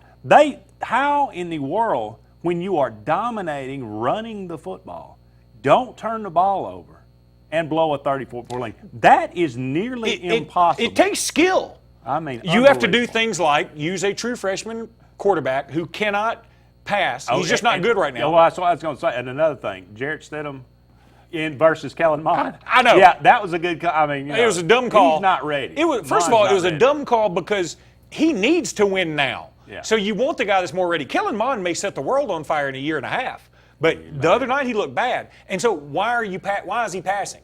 Why not hand it off? Why not take a knee? But as long as you don't snap the ball, but with about 2 seconds on the play clock, you'll be fine. Instead, they snapped the ball with 20, 19, 21 seconds on the clock. It was so stupid. That's why I say it's just what they are. It's in their DNA. Someone they cannot lost. get it out. He looked lost. Yeah, I know. And sometimes you just can't unteach things. And this is embedded in Texas A&M. As long as someone's there, they're going to have an exorcism. Like Nick Saban did with Alabama when he got here. He had to de-Schuleninize the whole program. And so to do that, you had to go through the gates of hell and lose to Louisiana Monroe. Whoever comes in for Texas A&M is going to have a really bad first season if they do it right, because they're going to go junction boys on that squad. And they're going to say, okay, who wants to stick around and be tough? If you don't want to stick around and be tough and learn how to play with a lead and not worry about how many passing yards you get or receiving yards you get, then if you want to worry about those things, you're out the door. But if you want to worry about winning football games, I'm going to teach you how to do it. They need Gene Stallings to come out of retirement and coach that ball club. What in the world has happened to John Chavis? We're up against a break, but we'll continue these thoughts. And the Board of Regents, what he said. You know what's funny about that? There's an irony there. Okay, so Danny Cannell, for instance, he's back on the radio somehow, some way. And he came on air and said, I cannot believe that a member of the Board of Regents from Texas A&M would say that Kevin Sumlin needs to be fired after just one bad game. They should take him off the Board of Regents.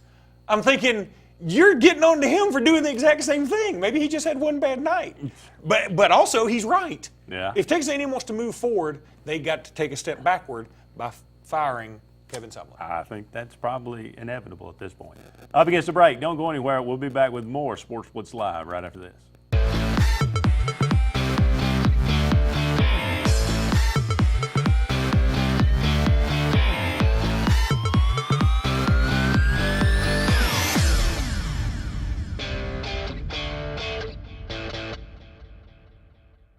Looking for the area's best one-stop shop? Foshi's Watts is where to go. Foshi's Watts has non-ethanol gas for you boaters and you lawn care guys. Although cutting the grass is less fun than going to the lake, you can also get live bait and tackle, cold beverages, and they have fresh biscuits starting at 5 a.m. and the best candy prices in town. You can even fill your propane tank and get a bag of everybody's favorite pellet ice for only $1.50. Get it all at Foshi's Watts on Dadeville Road in Alex City, the area's best one-stop shop. Lakeside Marina and Watercraft Rentals have spring fever and are happy to announce that Bennington is back. Lakeside Marina at Blue Creek is now Lake Martin's Bennington pontoon dealer with all models of Bennington pontoons that deliver speed, power, and stability with their elliptical sport packages and best-in-class styling and luxury. See the full line now for best selection as well as the all-new personal watercraft from Kawasaki. Lakeside Marina at Blue Creek, #1 for a reason. Lakeside Marina is also your authorized Easy Go kart dealer for Lake Martin. Hi. We're looking for insurance. Let's see who's free. When insurance agents work for only one company, their options are simply limited. But a Trusted Choice independent agent is free to shop many companies for a better deal. Free to do what's right for you.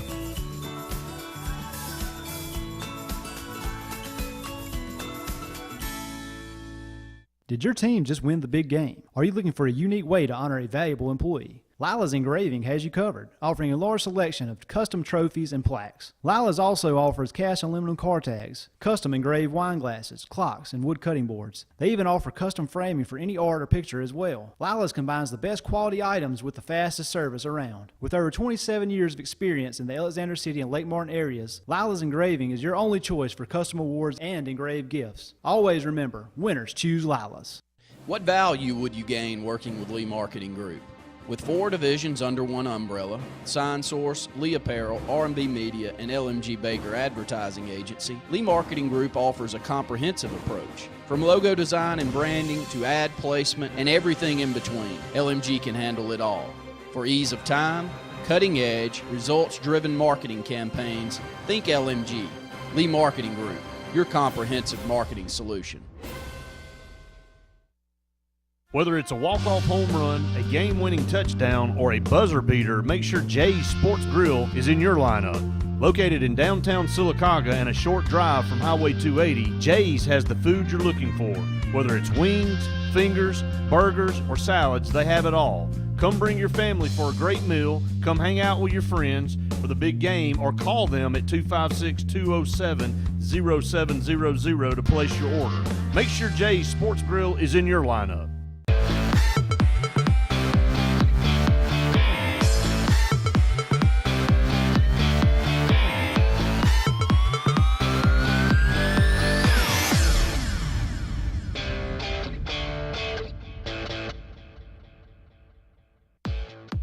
This segment of Sports Blitz is brought to you by Peaches and Clean, caring for your floors and a whole lot more in East Central Alabama. Welcome back, everyone, to Sports Blitz Live, talking about everything that went on in the SEC over the weekend. NC State and South Carolina playing in Charlotte. South Carolina wins that game 35-28, although it was an odd weekend. I don't know if I've ever. It was a great weekend. It really was. A team runs 99 plays. Their opponent runs 50, and they lose. And it wasn't even close for a while. Yeah. I mean, it was 35-17 for a long time.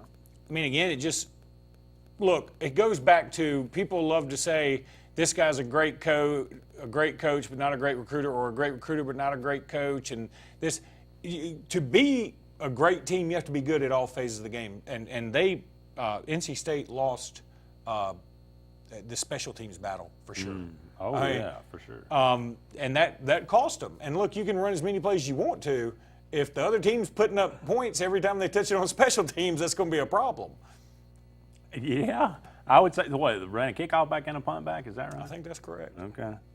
Jake Bentley, 17 of 29, 215, 3 touchdowns, 1 pick. He had maybe one of the best passes of the weekend, too. Jake Bentley, I just think the world of him. I think he's great. And I thought his pass on the run for that touchdown was just incredible. It was a great catch, too, but he put it where only his receiver could get it. Mm-hmm. BYU, LSU, 27-0. BYU's just bad. They're not good. They're not good. Minus 5 yards rushing. But then again, LSU's pretty good. Yeah, let's say this, too. LSU looked improved. Etling looked better. He did. A lot better than he did from last year. But I talked about his last 3 or 4 games of the season last year. After Alabama, he got better. And so I think that LSU is going to be a little bit more dangerous than people think. They play BYU and they play Syracuse, I believe it is, at home this year. So their non-conference probably doesn't open up for a Wisconsin-like loss that they had last year. That game against Mississippi State, not this weekend but next, is going to be very, very important. Tennessee hangs on to beat Georgia Tech in double overtime, 42-41. Watch this game from start to finish. You want to talk about a team that runs the option well. It's Georgia Tech. They know exactly what they're doing. And out of nowhere, you have the kid, Taquan Marshall, and just 44 carries, like 250 yards, and threw the ball fairly well. I mean, throws the ball better than a Georgia Tech quarterback normally does. He did miss one wide open receiver one time that cost him. But I'll say this too, that don't be surprised at all if Jacksonville State sneaks up and beats Georgia Tech this weekend. Georgia Tech played, obviously, last night. It was a double overtime heartbreaker that they felt like they were in control of the entire time. They are beat up. They just looked a little gassed towards the end. Jacksonville State has had a week off, and it's one of those games. Jacksonville State's got Rock Thomas from Auburn. You got Bryant Horn from right here in Alexander City, who I know he's just a gamer. He's not the most spectacular quarterback you ever saw, but he is a gamer, and he knows how to win. And you put Rock Thomas back there with him, who has revitalized his career. I'm just saying, don't be shocked. Could be interesting, but they better be prepared because Paul Johnson knows what he's doing when he coaches that. He knows what he's doing. At the same time, these kind of losses can have a lingering effect. That's right. Lane Kiffin pretty much got embarrassed. Navy, I think that everybody knew that was going to happen. UAB. Got to win. Got to win. Big man touchdown. Troy played well on the road. Carolina. I think he covered. Yeah. Was it? Okay. They lost by 11? 9? They 11. They lost by 24 11? for 13. I think they lost by half a point. Okay. Cal took down North Carolina. Again. That was an interesting game, too. I thought North Carolina would be better than that. Yeah. Everybody's been singing the praises of Larry Fedora here recently, and I think he's a good coach, but you got to beat Cal. Cal plays Ole Miss, hosts Ole Miss here in a couple weeks. Missouri and Missouri State were in a back-and-forth game, and all of a sudden, Missouri exploded, 72 points. 7 touchdowns for Drew Lock. Look, I talked about it earlier that the quarterback play in the SEC is going to be so much better. And, we didn't see what we want to see out of Jalen Hurts or Jarrett Stidham. But if those two guys do what most people think they will do, and you consider that, Jake Fromm, I think Jake Fromm's going to be okay.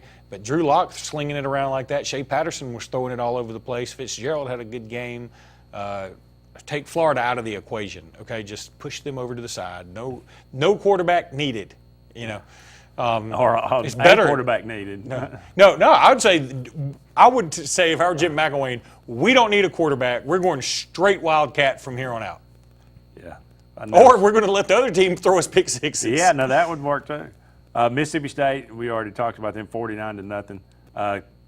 Kentucky, 24-17 over Southern Miss. A scoop and score to win that game, I think. USC and Western Michigan, 31-all, I think, going to the fourth quarter. That raised some eyebrows. USC is a 5.5-point favorite over Stanford this week, which baffles me somewhat. Stanford's had an extra week to prepare, coming back from Australia. But I just think Stanford's going to win that ball game. I'm not on the Clay Helton train. Why they're so highly ranked. Now, they did drop 2 spots. They dropped to number 6 in the AP poll.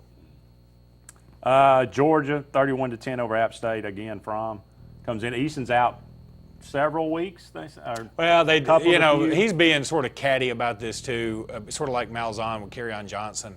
Look, bottom line is, if either one of those cats go out there in the next couple of games, I think they're asking for trouble. That's true. We'll go ahead and take another break. We'll come back. We'll run down the rest of these scores and talk about the week upcoming. There's a lot of good games in week 2 as well. Don't go anywhere. We'll be back with more right after this.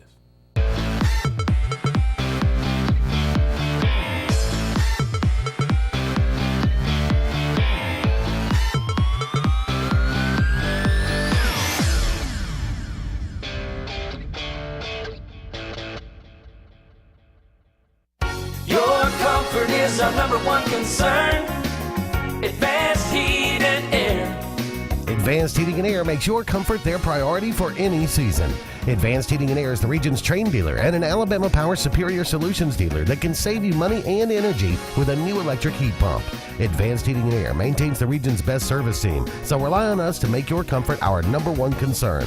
Call 234-5052, and we're there for you.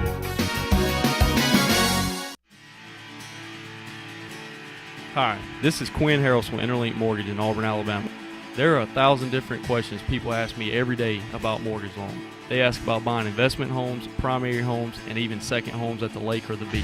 I only have a limited time to say, call me and let's talk about what you want and how I can help you get it.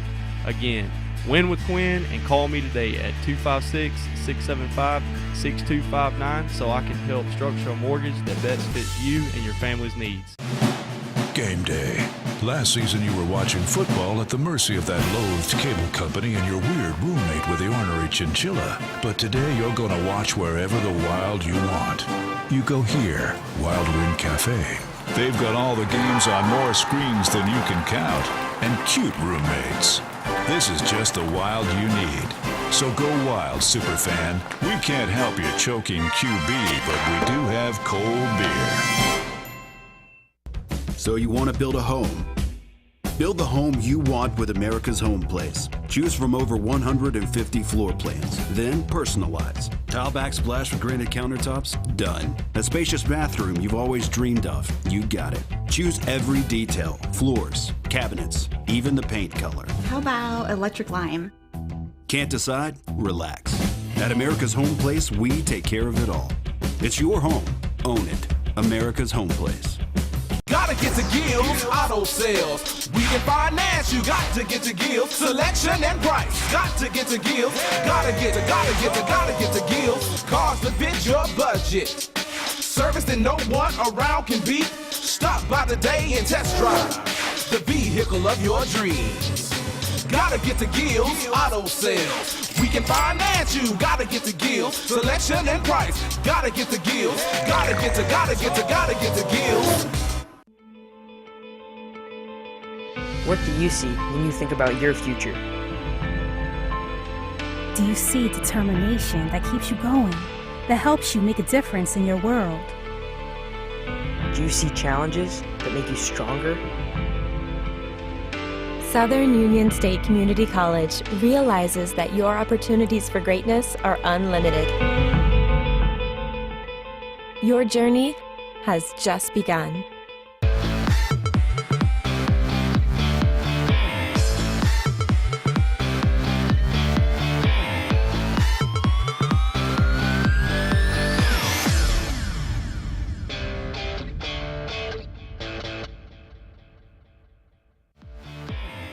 This segment of Sports Blitz is brought to you by Hyundai of Auburn. You owe it to yourself.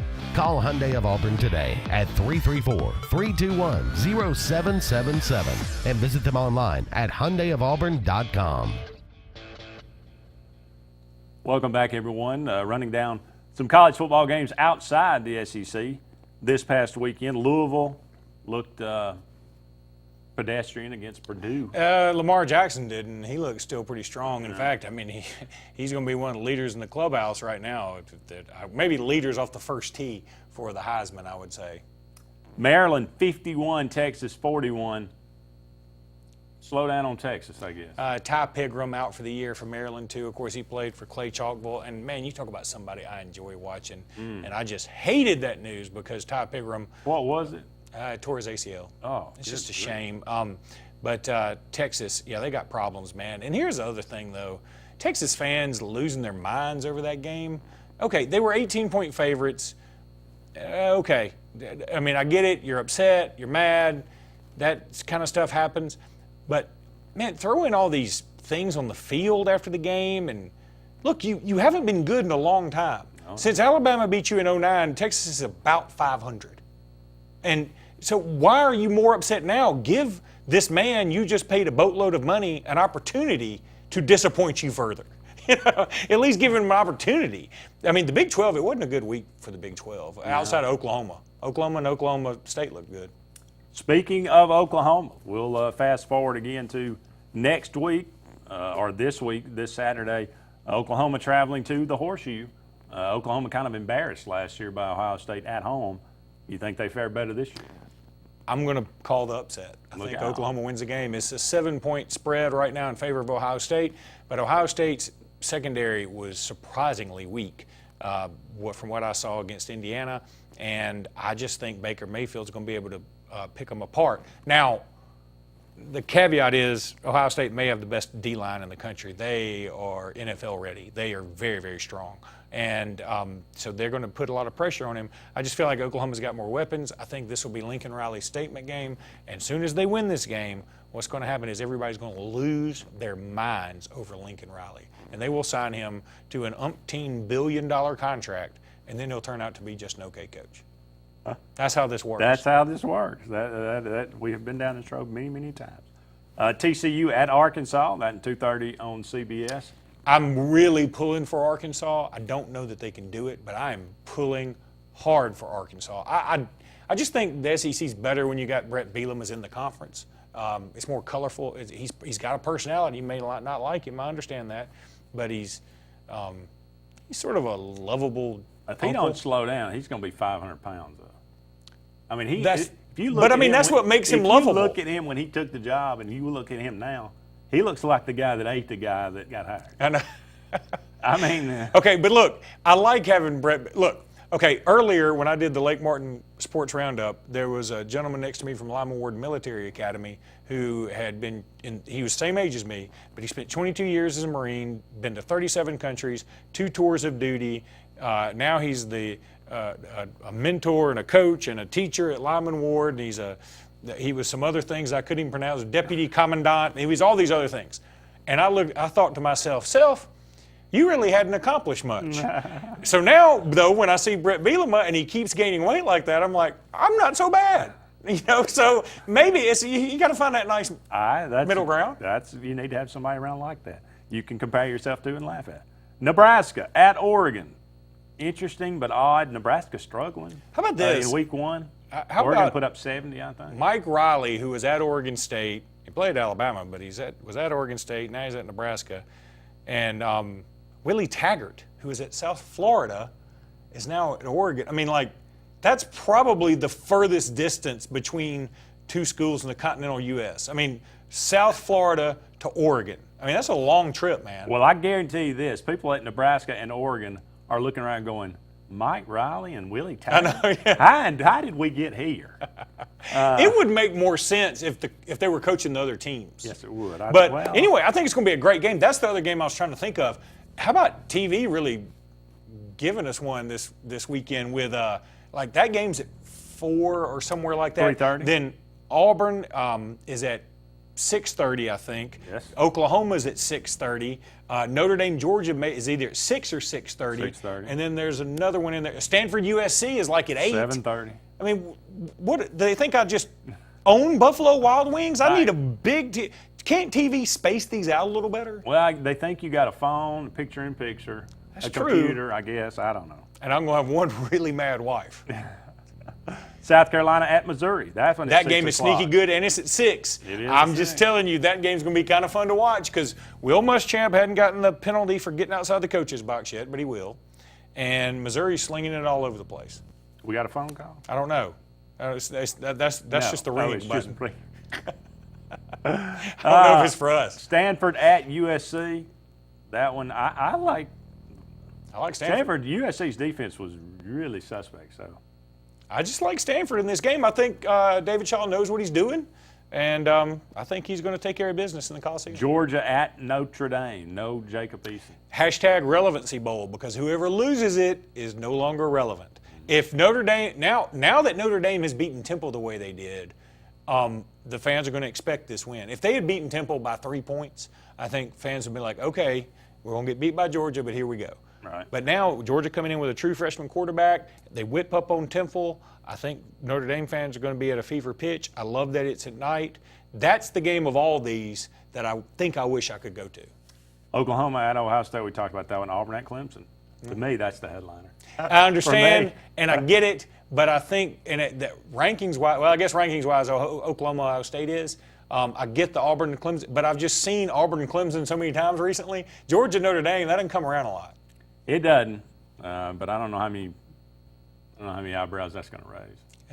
Raise 2. 2. Up against the break. Don't go anywhere. One final segment of Sports Blitz Live right after this.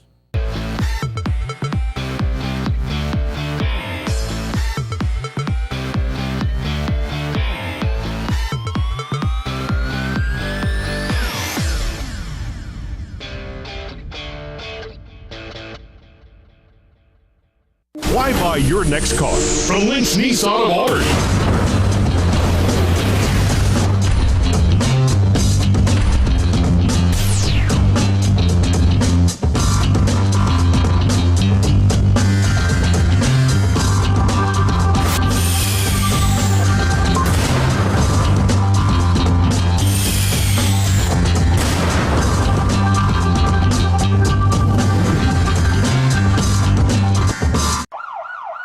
If you're seeing the American cockroach, throw up the red flag. Ladybugs, throw up the red flag.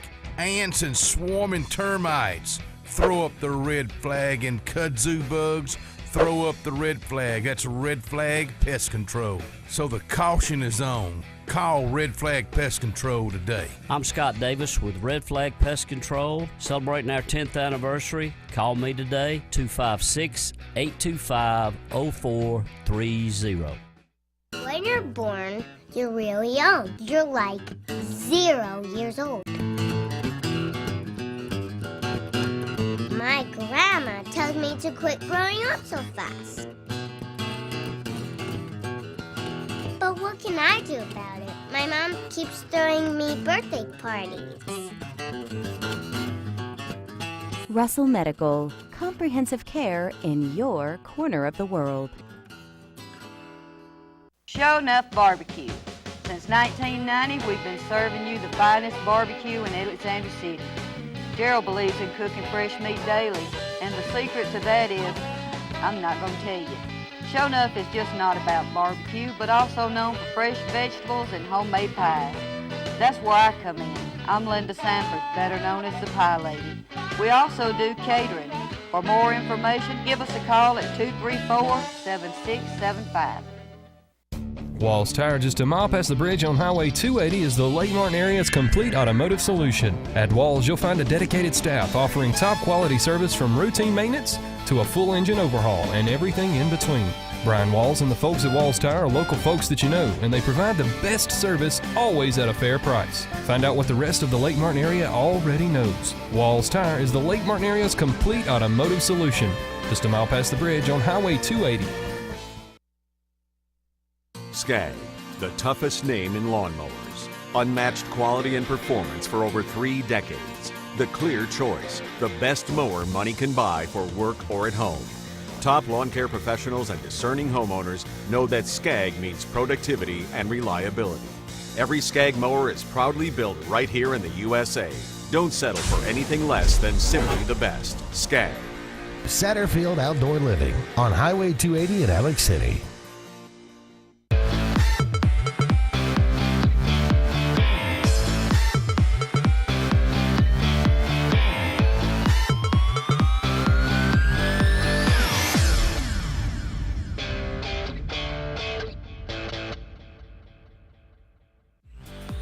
This segment of Sports Blitz is brought to you by Russell Do-It Center, offering a complete assortment of lumber, building materials, electrical, and plumbing supplies. Russell Do-It Center stores deliver first-class service, top-rate products, and competitive do-it-best pricing.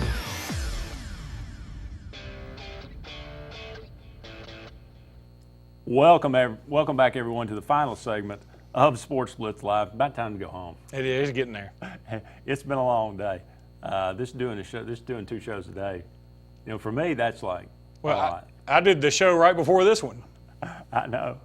I gave you some credit the other day. I did Randy, we were talking about it, and I said, you know, do this new show 5 days a week. I'm exhausted. I said, but Luke, I said that's about an eighth of what he does in a day. So, you know, how can I complain too much about this? But we'll kind of close out the show with some airing of grievances. Anything that happened this week that kind of got into your skin a little bit? Well, Texas A&M really got under my skin as an SEC fan. Like, how do you let that happen, especially to the Pac-12? Because, you know, the Pac-12 folks love to tell you they play 9 conference games, and then, yeah, but I mean, come on, it's SEC, man. I mean, what are you going to do? So it's a shame. And Texas A&M, I was thinking about this earlier. None of the following: Arkansas, South Carolina, Texas A&M, or Missouri has won the SEC since they've entered the conference. So, and I know Arkansas has won a national championship in basketball. I'm sure South Carolina's won a couple in baseball. South Carolina went to the Final Four in basketball this year.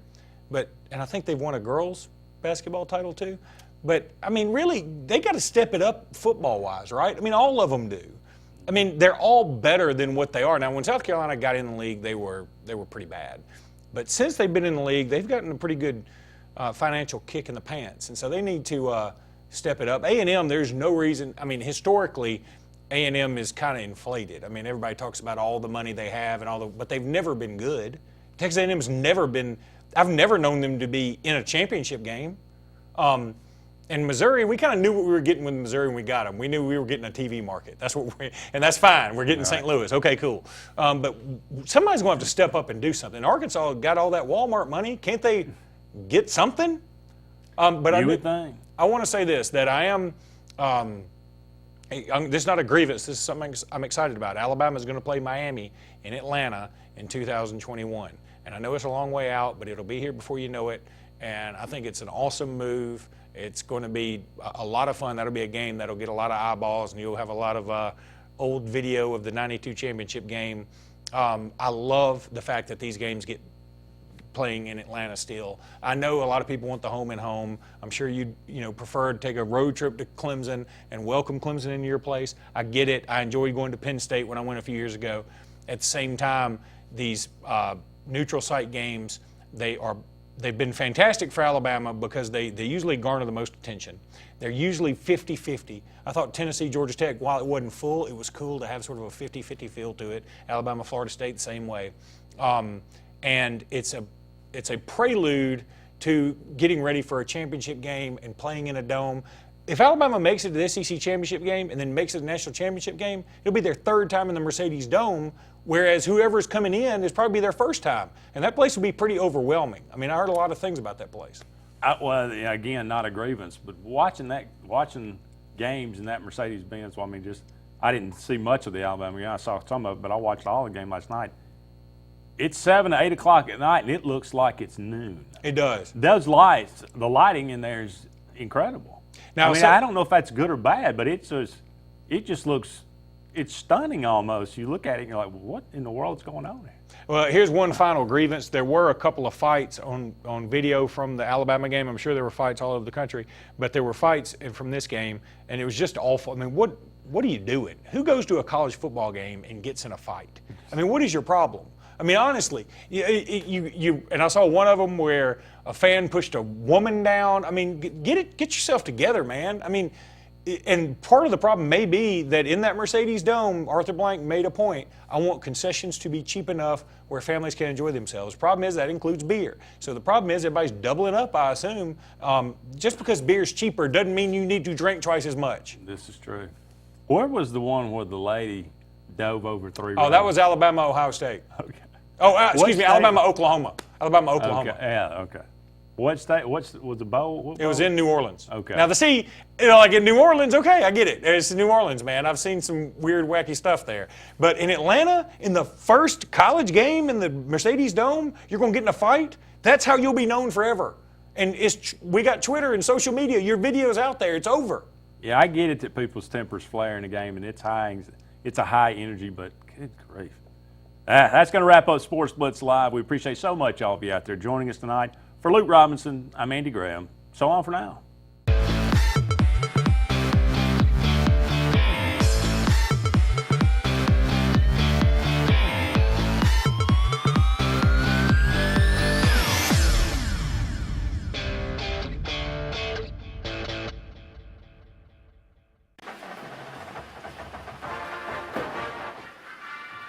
Even the best of us forget sometimes. But buckling up is one thing you always want to remember. Seatbelts save lives. Drive safe, Alabama. A message from your Alabama Department of Transportation.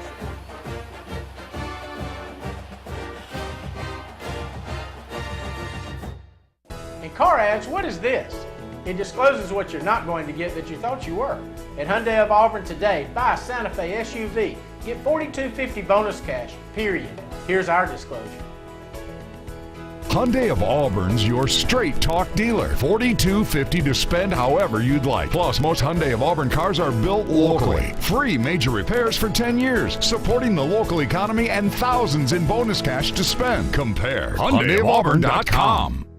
Lake Area Realty is Lake Martin's Century 21 real estate company that proudly serves all the Lake Martin area. Rhonda Gaskin and her staff of caring professional realtors offers full sales for buyers and sellers in the area and can even help you with finding rentals or managing your current property. Whether it's your dream lake home, waterfront property, area family home in town, or just a starter home, Lake Area Realty can handle it all and advise you on all your needs. Buying and selling real estate is important to the professionals at Century 21. Lake Area Realty are your friends in real estate. Call or visit lakearearealty.net.